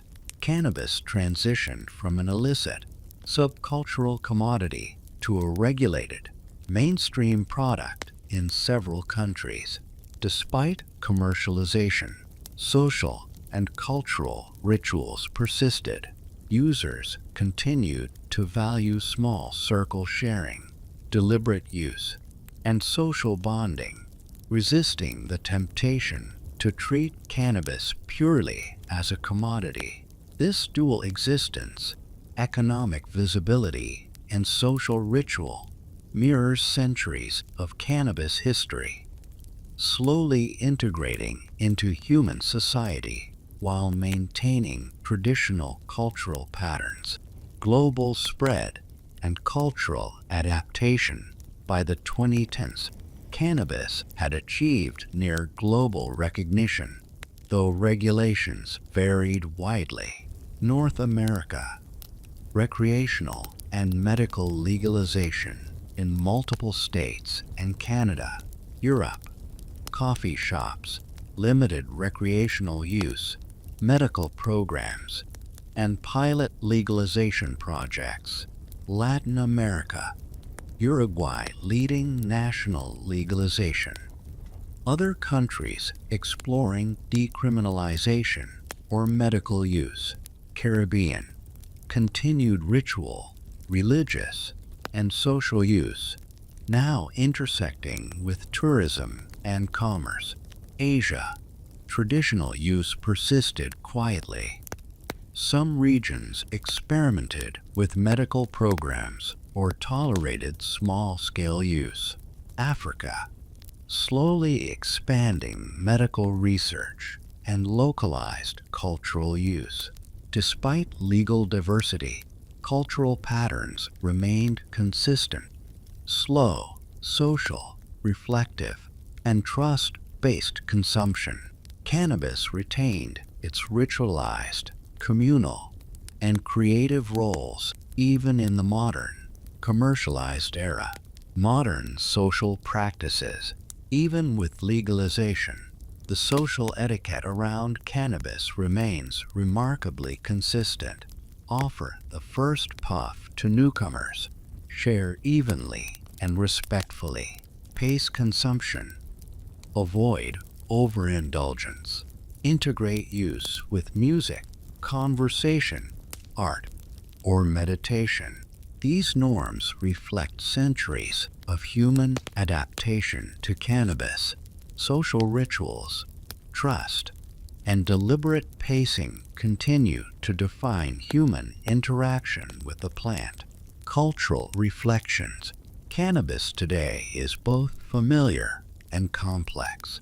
It's a social connector, a creative tool, a therapeutic agent, and a subject of economic and scientific interest.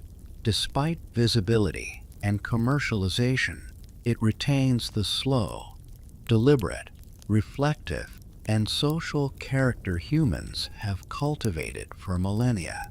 In media, cannabis is depicted as a tool for reflection or creativity, a social lubricant within trusted circles, a therapeutic agent for medical conditions, a symbol of ritualized, measured consumption rather than chaos. Even pop culture emphasizes subtlety, humor, and social integration, aligning with historical patterns. The future: slow, social, reflective. Looking ahead, cannabis culture is likely to continue evolving. Medical research will refine therapeutic applications. Global legalization trends may increase social visibility and economic impact. Cultural rituals, sharing, pacing, trust will persist. Technology and product innovation will diversify consumption methods. Yet, at its core, cannabis use is likely to remain slow, social, reflective, and ritualized, connecting modern users with centuries of human experience. Sleepy reflections.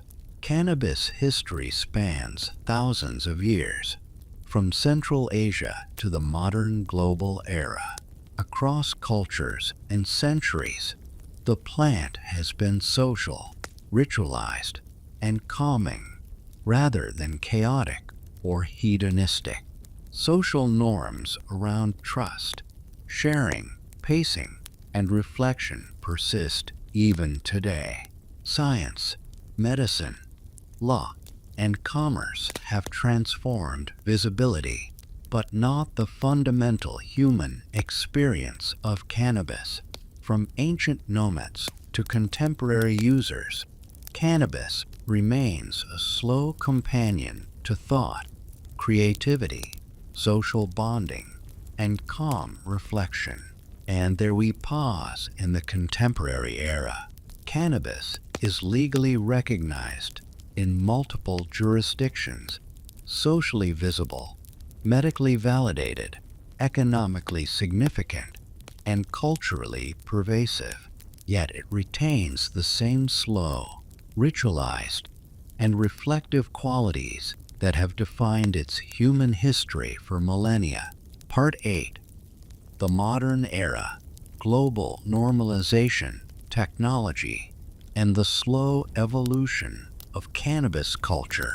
All right, friends, if you're still cozily tucked under your blankets, we continue our gentle, meandering journey through cannabis history. By now, we've drifted from ancient Central Asia through India, the Islamic world, Europe, the Americas, jazz clubs, beat cafes, counterculture, medical programs, and modern legalization. Tonight, we float into the latest decades, the 2010s through today, where cannabis is normalized, global, technologically diverse, and increasingly visible, but still rooted in centuries-old social and cultural patterns. Adjust your pillow, exhale slowly, maybe close your eyes briefly, and let's glide through this modern, leafy chapter. The 2010s. Legalization spreads. By the 2010s, cannabis legalization began spreading more visibly across the world. Several U.S. states legalized recreational use, including Colorado and Washington in 2012, followed by others in subsequent years. Canada implemented full nationwide legalization in 2018, creating the first G7 country with fully legal cannabis. Uruguay had led the way in 2013, establishing regulated recreational markets, cultivation programs, and dispensaries. This period marked a slow but significant normalization. Cannabis was no longer only subcultural or medical. It was a recognized part of mainstream society. Yet, as always, ritual, social bonding, and measured consumption remained central. People continued to share joints, pipes, and small bongs carefully, passing slowly through circles of trusted friends. The social etiquette that had persisted for centuries was remarkably resilient. Globally, legalization efforts created a patchwork of laws. Some countries decriminalized personal use, others permitted medical programs, and some experimented with regulated markets. This legal diversity mirrored the historical pattern of cultural adaptation and local variation. Cannabis technology and consumption methods. The modern era brought technological innovation, transforming the ways humans interact with cannabis. Beyond traditional joints, pipes, and bongs, new methods emerged. Vaporizers. These devices allowed more discreet, controlled consumption. They reduced combustion, emphasizing slow inhalation and careful dosing, perfectly aligned with traditional social and ritual patterns. Edibles and beverages. Gummies, chocolates, teas, and other ingestible forms allowed users to experience cannabis effects more slowly and deliberately. Dosage remained important, echoing centuries of pacing norms. Oils and tinctures. Concentrated extracts enabled precise, controlled medical and recreational use. These methods emphasized deliberation, measurement, and personal responsibility, consistent with long-standing cannabis culture. Topicals, creams, balms, and patches offered localized effects, maintaining the slow, calm relationship between humans and cannabis. Despite these innovations, the ritual and social dimension remained central. Sharing, trust, pacing, and integration with creative or reflective activity persisted. Technology enhanced flexibility and control, but did not replace centuries of social norms. Cannabis culture goes mainstream. With legalization and technological innovation, cannabis culture became more visible, but its essence remained slow, social, and reflective. Festivals, dispensaries, and cannabis cafes offered spaces for education, socialization, and calm exploration. Unlike the exaggerated chaos depicted in older media, modern cannabis events often emphasize community and trust. Sharing among friends and strangers in controlled environments. Education. Workshops on strains, consumption methods, and responsible use. Creativity. Music, art, and storytelling integrated with gentle cannabis use. Mindfulness and meditation. Yoga, reflection, and quiet relaxation facilitated by cannabis. Cannabis had transitioned from subcultural secrecy to socially sanctioned, ritualized visibility, while preserving traditional habits of pacing, social etiquette, and communal trust. Global cannabis trends.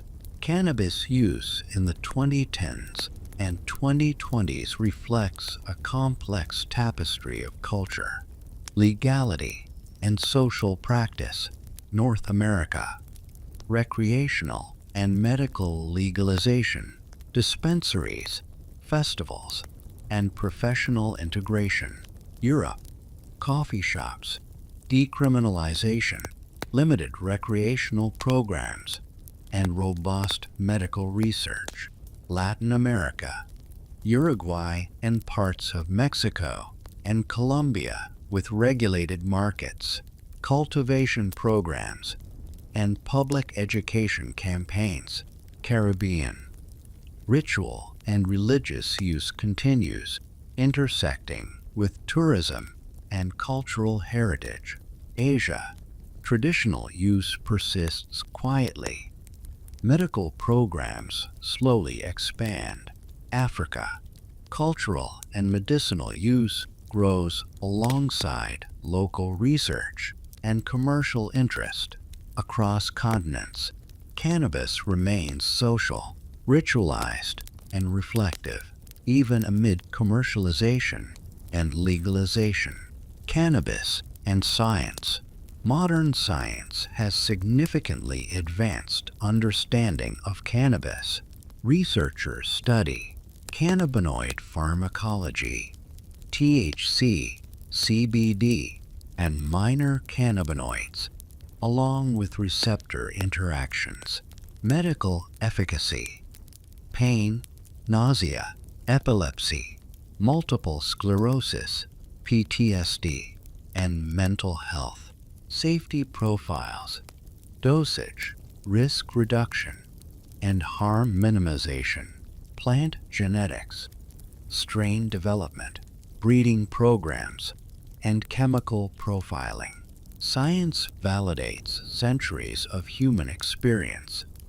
Cannabis is therapeutic, creative, and socially connective, but it works best with deliberate, slow use, measured dosage, and mindful social integration. Social rituals in modern times.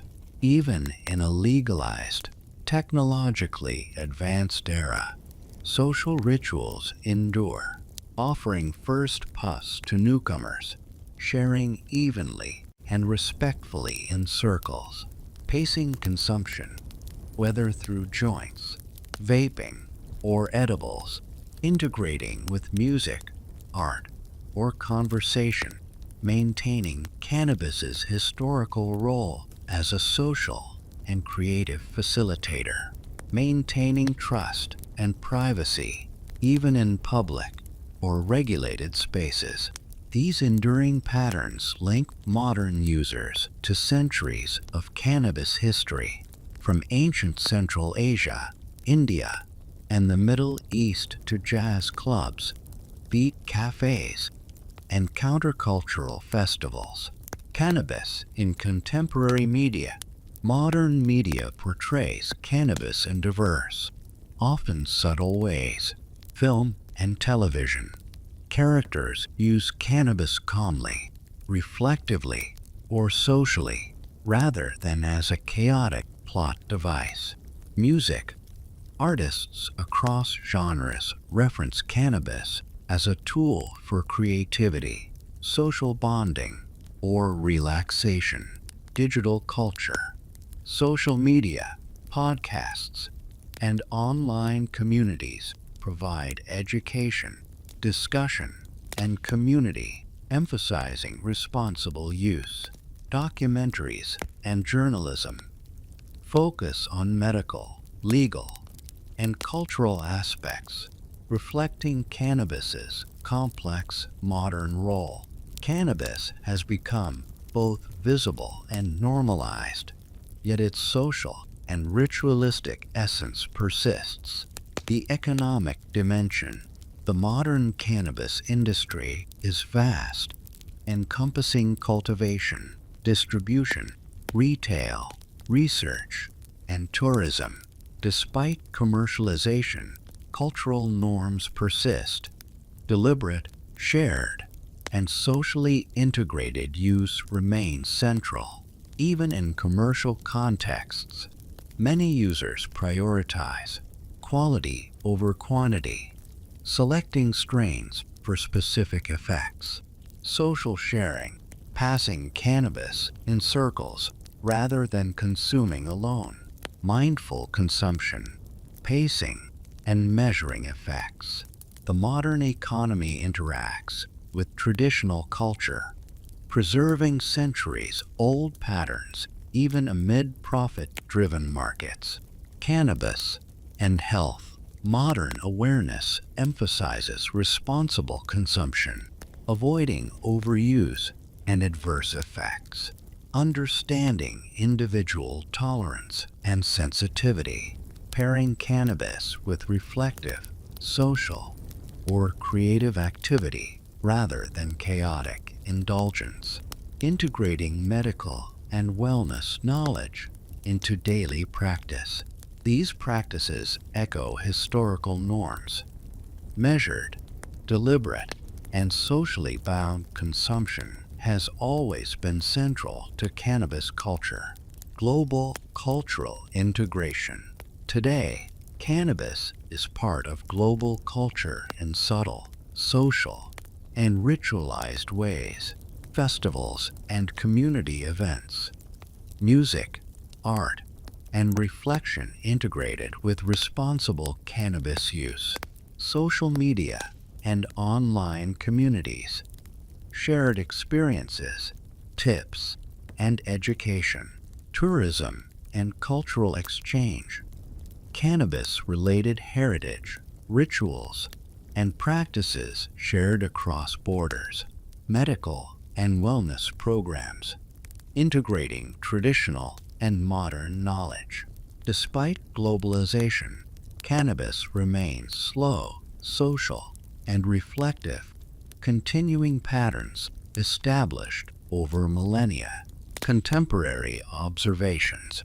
Cannabis is legally and socially more visible than ever, yet traditional social rituals endure. Technological innovation enhances, rather than replaces, centuries-old practices of pacing, sharing, and trust. Modern science validates traditional knowledge. Cannabis is therapeutic, creative, and socially connective. Globalization has increased accessibility, but social norms and ritualized use maintain continuity with the past. Across time and space, cannabis use remains slow, deliberate, and reflective, perfectly suited for calming storytelling. Sleepy reflections. Let's pause and gently reflect. Cannabis history spans millennia, continents, and cultures. Its role has always been social, ritualized, and reflective. From ancient nomads to modern urban dwellers, social norms, etiquette, and trust have persisted across centuries. Legal, economic, and scientific changes influence visibility, but not the fundamental human experience of cannabis. From ceremonial use in India, hashish in the Middle East, European curiosity, jazz clubs, beat circles, counterculture, medical legalization, and contemporary global normalization.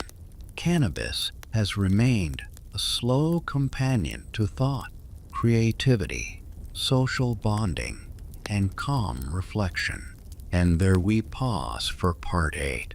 Cannabis today is globally visible, medically validated, socially integrated, technologically diverse, and culturally normalized.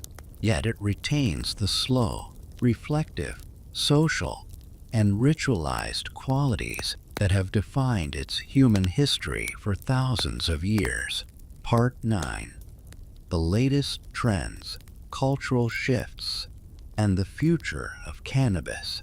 All right, friends, if you're still tucked under your blankets, eyes half closed, maybe your head resting a bit heavier on the pillow, let's drift gently into the most recent chapters of cannabis history. Tonight, we explore the 2015s through today, tracing new trends, emerging technologies, evolving social and legal landscapes, and speculating, ever so calmly, on the slow-moving future of cannabis culture. So adjust your pillow again. Perhaps exhale slowly. Let your eyelids grow heavier, and we'll float together through the latest leafy chapters of human history. The late 2010s. Widespread legalization.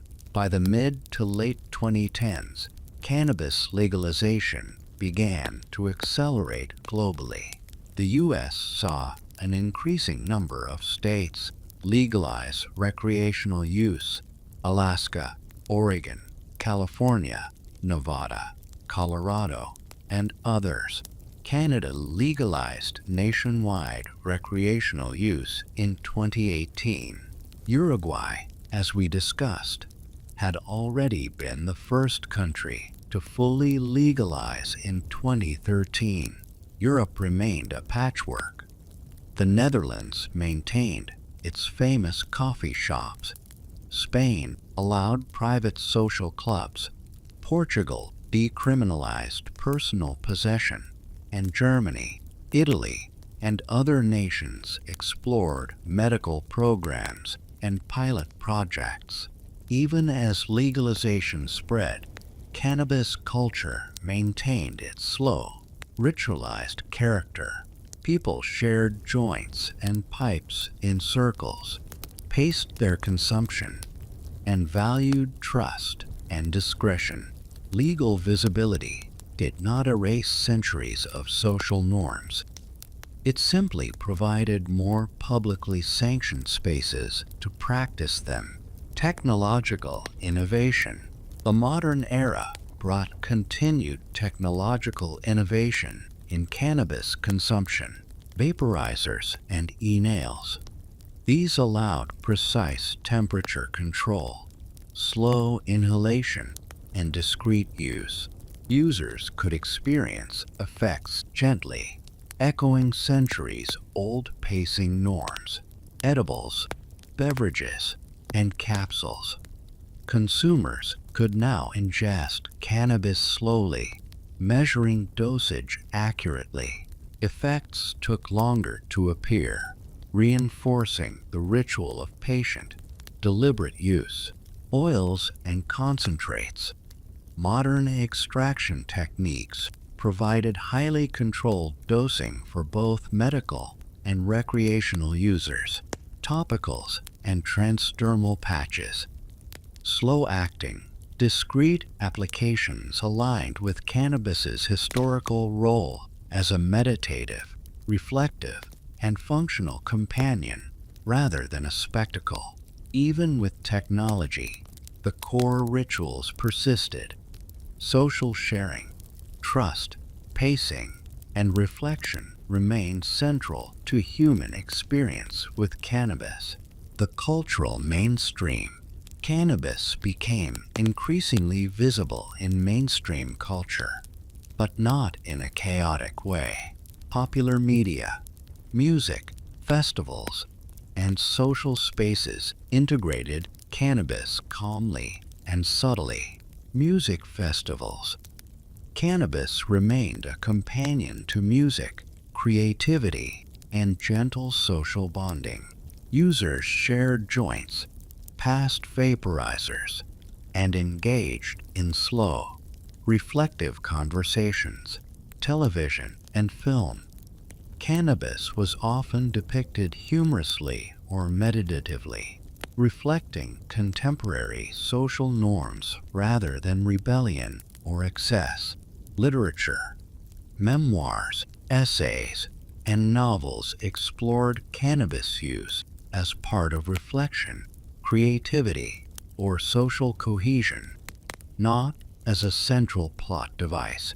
Digital culture, online communities, social media, and educational platforms expanded knowledge sharing, safety practices, and global awareness of cannabis culture. Cannabis had become both normalized and ritualized, maintaining centuries-old social patterns while being increasingly integrated into mainstream life. Medical and therapeutic advances. The late 2010s and early 2020s saw major advances in medical cannabis. Chronic pain management. Cannabis became widely recognized as a therapeutic tool for long-term pain. Neurological conditions. Epilepsy, multiple sclerosis, and other neurological disorders benefited from controlled cannabis use. Mental health, anxiety, PTSD, and mood disorders saw cautious therapeutic exploration using cannabinoids. Cancer care. Chemotherapy-induced nausea and appetite loss were treated increasingly with cannabis products. Scientific research validated centuries of anecdotal and traditional knowledge. Cannabis was effective, safe when used responsibly, and most beneficial in slow, measured, and socially mindful contexts. Social rituals endure, even with broad legalization and commercialization. Traditional social rituals persisted, offering first puffs. New users were still integrated gently into social circles, sharing and pacing. Users continued to pass joints, pipes, and edibles thoughtfully. Integration with music, conversation, and creative work. Cannabis remained a companion to reflection and social bonding. Respect for personal space. Even in public venues, cannabis use often adhered to traditional etiquette. These rituals connect modern users to a millennia-long human experience with cannabis, echoing practices from Central Asia, India, the Middle East, Europe, and the Americas. Cannabis in modern media. Cannabis continues to be represented in media in diverse, socially reflective ways. Documentaries, educational programs explore medical, legal, and historical aspects of cannabis. Streaming series and films. Cannabis is depicted as a calm, social, and reflective companion, often used in creative or meditative contexts. Music videos and lyrics. Artists reference cannabis as a creative tool, social bonding mechanism, or therapeutic aid. Social media content. Communities share experiences, strains, recipes, and responsible practices, reinforcing slow, mindful use. Media representation reflects the dual nature of modern cannabis culture. Highly visible yet fundamentally slow, ritualized, and socially connective.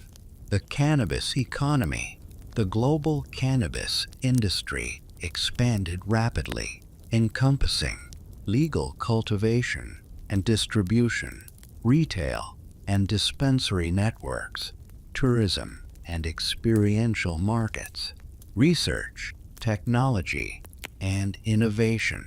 Despite commercialization, users often prioritize ritualized, deliberate, and social practices, resisting purely transactional or chaotic consumption. Even in the age of big business, cannabis retains its centuries-old ethos of slow, communal, and reflective engagement. Global cultural patterns. Modern cannabis culture is remarkably consistent worldwide.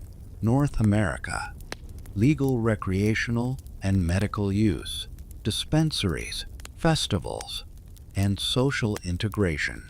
Europe, coffee shops, private clubs, medical programs, and limited recreational initiatives. Latin America, Uruguay, Mexico, Colombia, and other countries with regulated markets, public education, and cultural integration. Caribbean, ritual, religious, and social use intersecting with tourism and cultural heritage. Asia, traditional use persists quietly. Select medical programs expand. Africa, cultural, social, and medicinal use grows alongside local research and commercialization. Across continents, cannabis remains social, ritualized, and reflective, even amid global visibility, regulation, and commercialization. Cannabis and social change. Cannabis legalization and normalization have produced slow social shifts. Reduction in stigma. Social acceptance allows users to engage more openly in small circle rituals. Generational continuity. Younger users inherit centuries-old practices of sharing, pacing, and trust. Integration with wellness, meditation, yoga, and reflective practices increasingly pair with cannabis use. Educational emphasis. Responsible use, safety, and etiquette are reinforced through digital platforms, social events, and community programs. These shifts reinforce the plant's historical role as a social glue, creative companion, and reflective tool. Cannabis and global science. Modern research continues to expand. Cannabinoid pharmacology. Minor cannabinoids like CBG, CBN, and THCV are studied for unique effects. Medical applications. Conditions from chronic pain to neurological disorders are explored systematically. Safety and harm reduction. Evidence-based guidelines encourage slow, deliberate, and socially mindful use. Plant genetics, breeding programs, strain profiling, and chemical analysis refine quality and efficacy. Science confirms that centuries of human observation, slow inhalation, careful dosage, social sharing, integration with creative or meditative activity have always been central to cannabis's safe and beneficial use. Contemporary social rituals.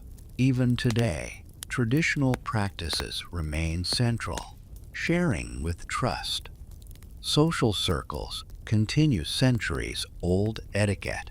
Pacing, slow inhalation, measured dosing, and mindfulness remain standard. Integration with social and creative activity. Music, art, meditation, and conversation complement cannabis use. Respect and discretion.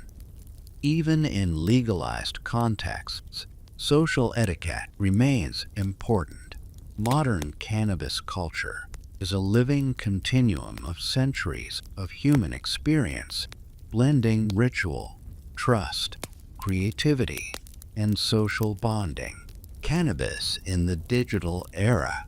Digital technology reshapes cannabis culture subtly.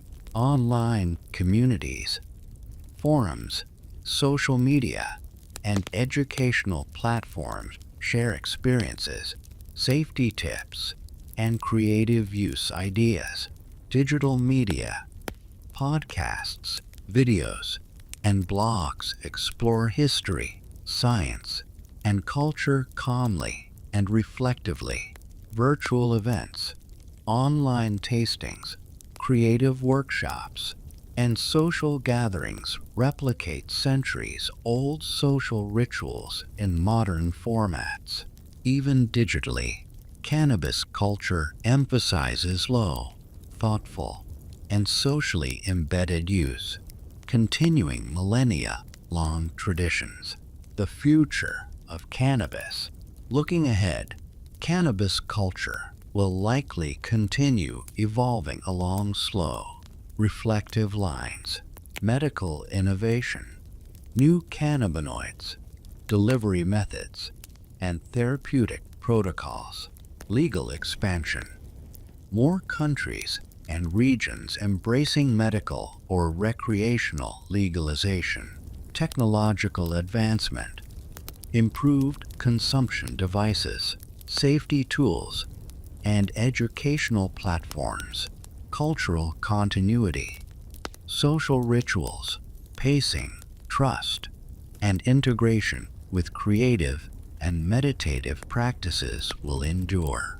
Even as commercialization and technology increase visibility, cannabis will remain a slow, social, and reflective companion to human life. Sleepy reflections. Cannabis history spans millennia, continents, and cultures, yet social and ritualized use persists. Legalization, science, technology, and commercialization expand visibility, but do not erase centuries-old practices. Social etiquette, sharing, pacing, trust, and integration with creative or meditative activity remains central. Cannabis continues to function as a social glue, creative companion, and reflective tool, connecting modern users with human history across time and space. From Central Asia to contemporary global culture, cannabis maintains its slow, deliberate, social, and meditative essence, perfectly suited for calming reflection and sleep. And that gently concludes Part 9. Cannabis today is globally recognized, scientifically studied, socially ritualized, technologically advanced, and culturally integrated. It remains, at its core, slow, reflective, and socially connective, tying modern experience to thousands of years of human history. Part 10. Reflections, continuity, and the gentle arc of cannabis history. All right, friends, if you're still nestled under your blankets, eyes half closed, perhaps your head sinking slowly into the pillow, let's drift into the final chapter of our long, sleepy journey through cannabis history. We've traveled from ancient Central Asia, India, and the Middle East through Europe, the Americas, the jazz and beat eras, counterculture, medical legalization, technological innovation, and contemporary global normalization. Tonight, we gently reflect on the arc of cannabis history, its enduring social rituals, cultural patterns, and the subtle lessons embedded in centuries of human experience with this calm, contemplative plant. Adjust your pillow one last time. Exhale slowly. Perhaps feel the soft weight of the blanket over your shoulders.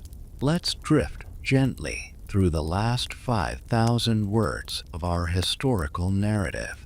The long arc of cannabis use. Cannabis, as we have seen, has been part of human culture for thousands of years. From the ancient steppes of Central Asia, where nomadic peoples first discovered its psychoactive properties, to ritualized use in India, where it was integrated into religious and meditative practices, cannabis has consistently played a role in slow, reflective, social, and meditative human activity. Across centuries, different regions adapted the plant in unique ways. The Middle East and North Africa, hashish use in cafes and social spaces, often intertwined with storytelling, conversation, and quiet reflection. Europe, early curiosity, limited medical experimentation, and eventual integration into artistic and subcultural circles. The Americas, jazz era adoption, beat generation experimentation, countercultural exploration, and modern legalization. Asia, traditional bang and ganja rituals, meditation practices, and careful social sharing. The Caribbean, religious and social use integrated with Rastafarianism and local cultural practice. Across time and geography, a remarkable continuity emerges. Cannabis is consistently used in slow, deliberate, socially connected, and reflective ways. Social rituals across millennia. Throughout history, cannabis culture has preserved certain core social practices. Sharing within trust-based circles, whether in ancient nomadic tents, medieval cafes, or modern dispensaries, users pass cannabis to trusted companions. Measured consumption, pacing, gentle inhalation, and careful attention to tolerance ensure a calm, reflective experience. Integration with creativity and reflection. Cannabis has consistently accompanied music, storytelling, art, meditation, and quiet conversation. Respect for social norms and etiquette. Even in the face of legal restriction, prohibition, or commercialization, users maintain social protocols. Ritualized settings, designated spaces, tents, cafes, private rooms, circles of friends provide a backdrop for slow, mindful use. These enduring practices illustrate centuries of human adaptation to the plant, ensuring safety, social cohesion, and psychological comfort. Cannabis and creativity. One of the most fascinating continuities in cannabis history is its relationship with creativity. From Sufi poets in Central Asia to beat writers in 1950s San Francisco, from jazz musicians in New Orleans to modern visual artists and musicians, cannabis has functioned as a quiet companion to creative thought. The pattern is consistent. Cannabis encourages slow, deliberate contemplation. Creative work is often social, shared, and discussed. Cannabis provides a gentle shift in perception without chaos or overexcitement. This aligns with centuries of observation. Cannabis supports reflection, social bonding, and deliberate creativity rather than reckless indulgence. Medical and therapeutic dimensions. Another thread throughout cannabis history is therapeutic use. Ancient Central Asia and India, Cannabis was used to alleviate pain, nausea, digestive discomfort, and psychological stress. Middle Ages and Renaissance Europe. Limited medicinal use, often in botanical and herbal preparations. Modern era. Rigorous clinical studies, medical legalization, and evidence-based protocols. Across millennia, humans have recognized cannabis's ability to calm, soothe, and support reflection, often integrating it into social and ritual contexts for maximum benefit. Legal and social shifts. Cannabis has long experienced fluctuating legal and social status, ancient to medieval periods, often tolerated, sometimes regulated, sometimes ritualized. Colonial and early modern periods. Prohibitionary tendencies in some regions, curiosity and use in others. 20th century. Criminalization, moral panic, subcultural experimentation, countercultural visibility. 21st century. Gradual legalization, medical recognition, and increasing social acceptance. Even as legal status changed, social and ritualized practices persisted, proving remarkably resilient. Legal visibility and scientific recognition enhanced accessibility, but centuries-old social norms remained intact. Cannabis in modern media and pop culture. In contemporary culture, cannabis is portrayed in ways that reflect and reinforce historical patterns. Calm, reflective use. Characters meditate, engage in gentle social circles, or work creatively. Humorous, subtle depiction. Cannabis is part of social and cultural life without chaos or spectacle. Integration with music, art, and storytelling. Cannabis enhances reflection, creativity, and social bonding. Education and awareness.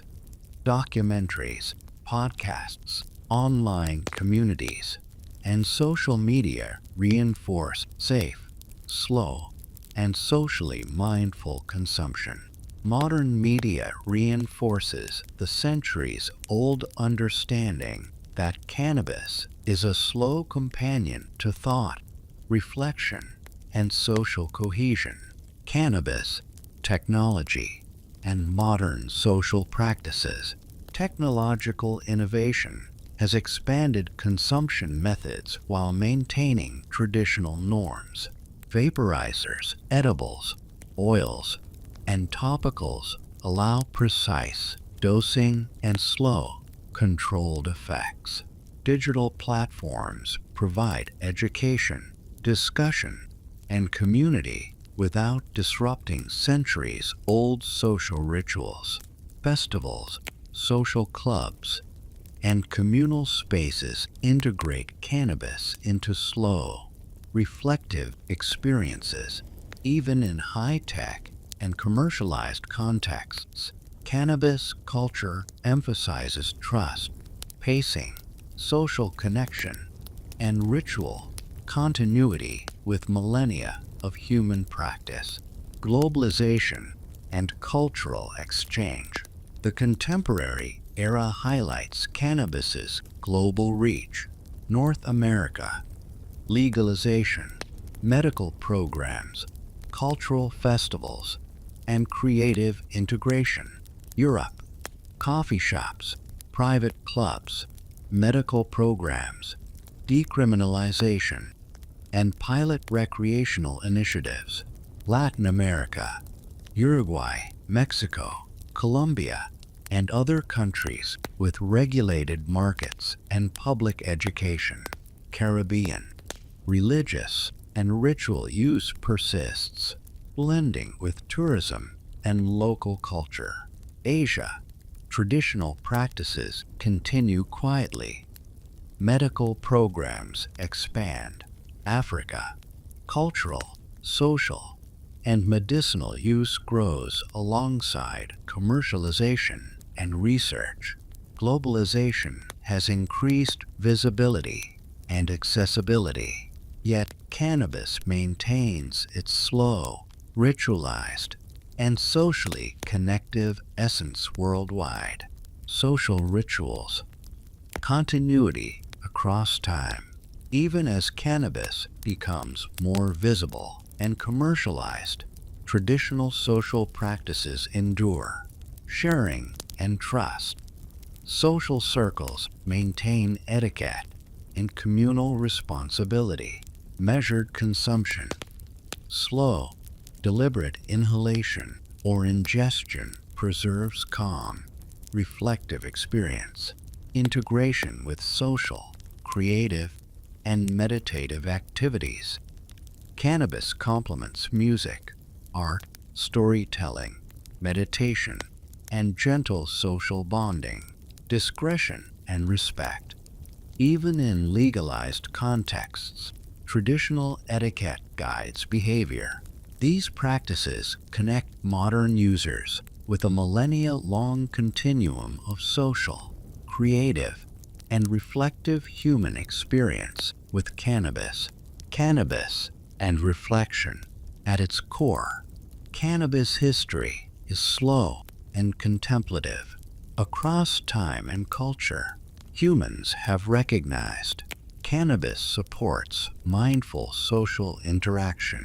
Cannabis enhances creativity, reflection, and meditative practice. Cannabis rituals maintain trust, pacing, and social cohesion. Cannabis continues to be a tool for gentle pleasure, social bonding, and self-exploration. These patterns endure regardless of legal status, technological change, or commercialization. Modern cannabis science. Modern research confirms centuries of observation. Cannabinoid pharmacology demonstrates measurable effects on pain, mood, appetite, and neurological function.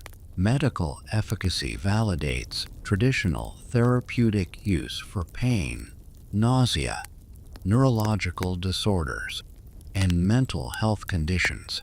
Safety and responsible use emphasize slow, measured, and socially integrated consumption. Genetics and plant breeding refine quality, potency, and chemical diversity, allowing users to tailor experiences deliberately. Science reinforces that slow, deliberate, and socially mindful use has always been central to human interaction with cannabis. The future of cannabis. Looking ahead, cannabis culture is likely to maintain its slow, reflective, and social character. Continued medical and scientific innovation will expand therapeutic applications. Global legalization trends may normalize cannabis further while preserving social and ritual practices.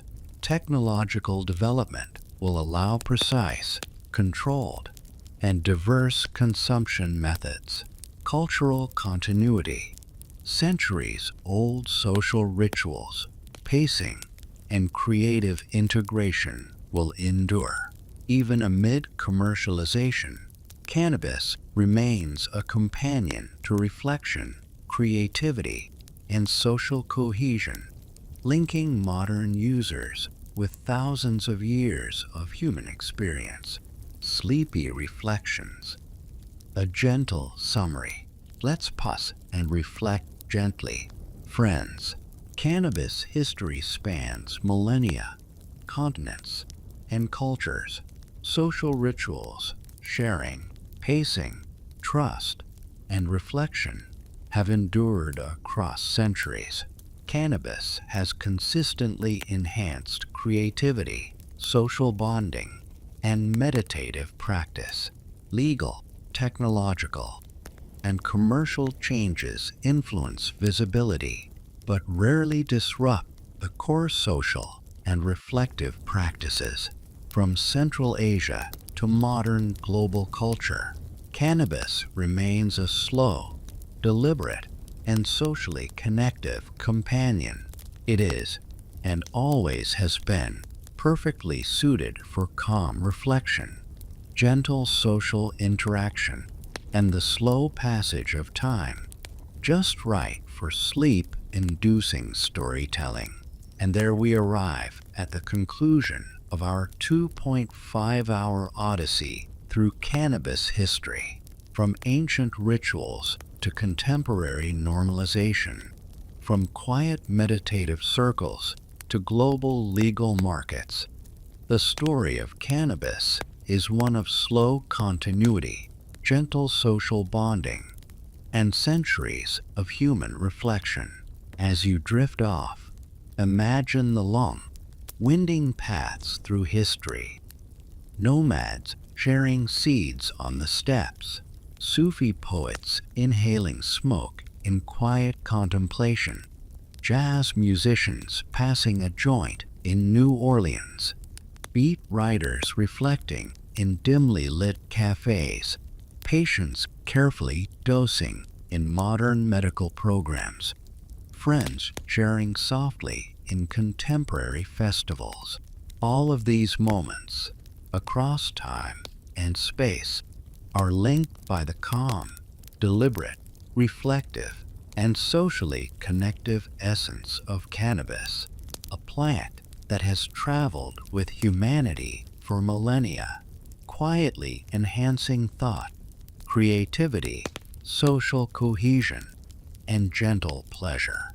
So, close your eyes, breathe slowly, and let this gentle history settle around you, soft as smoke curling in the still night. Good night, friends.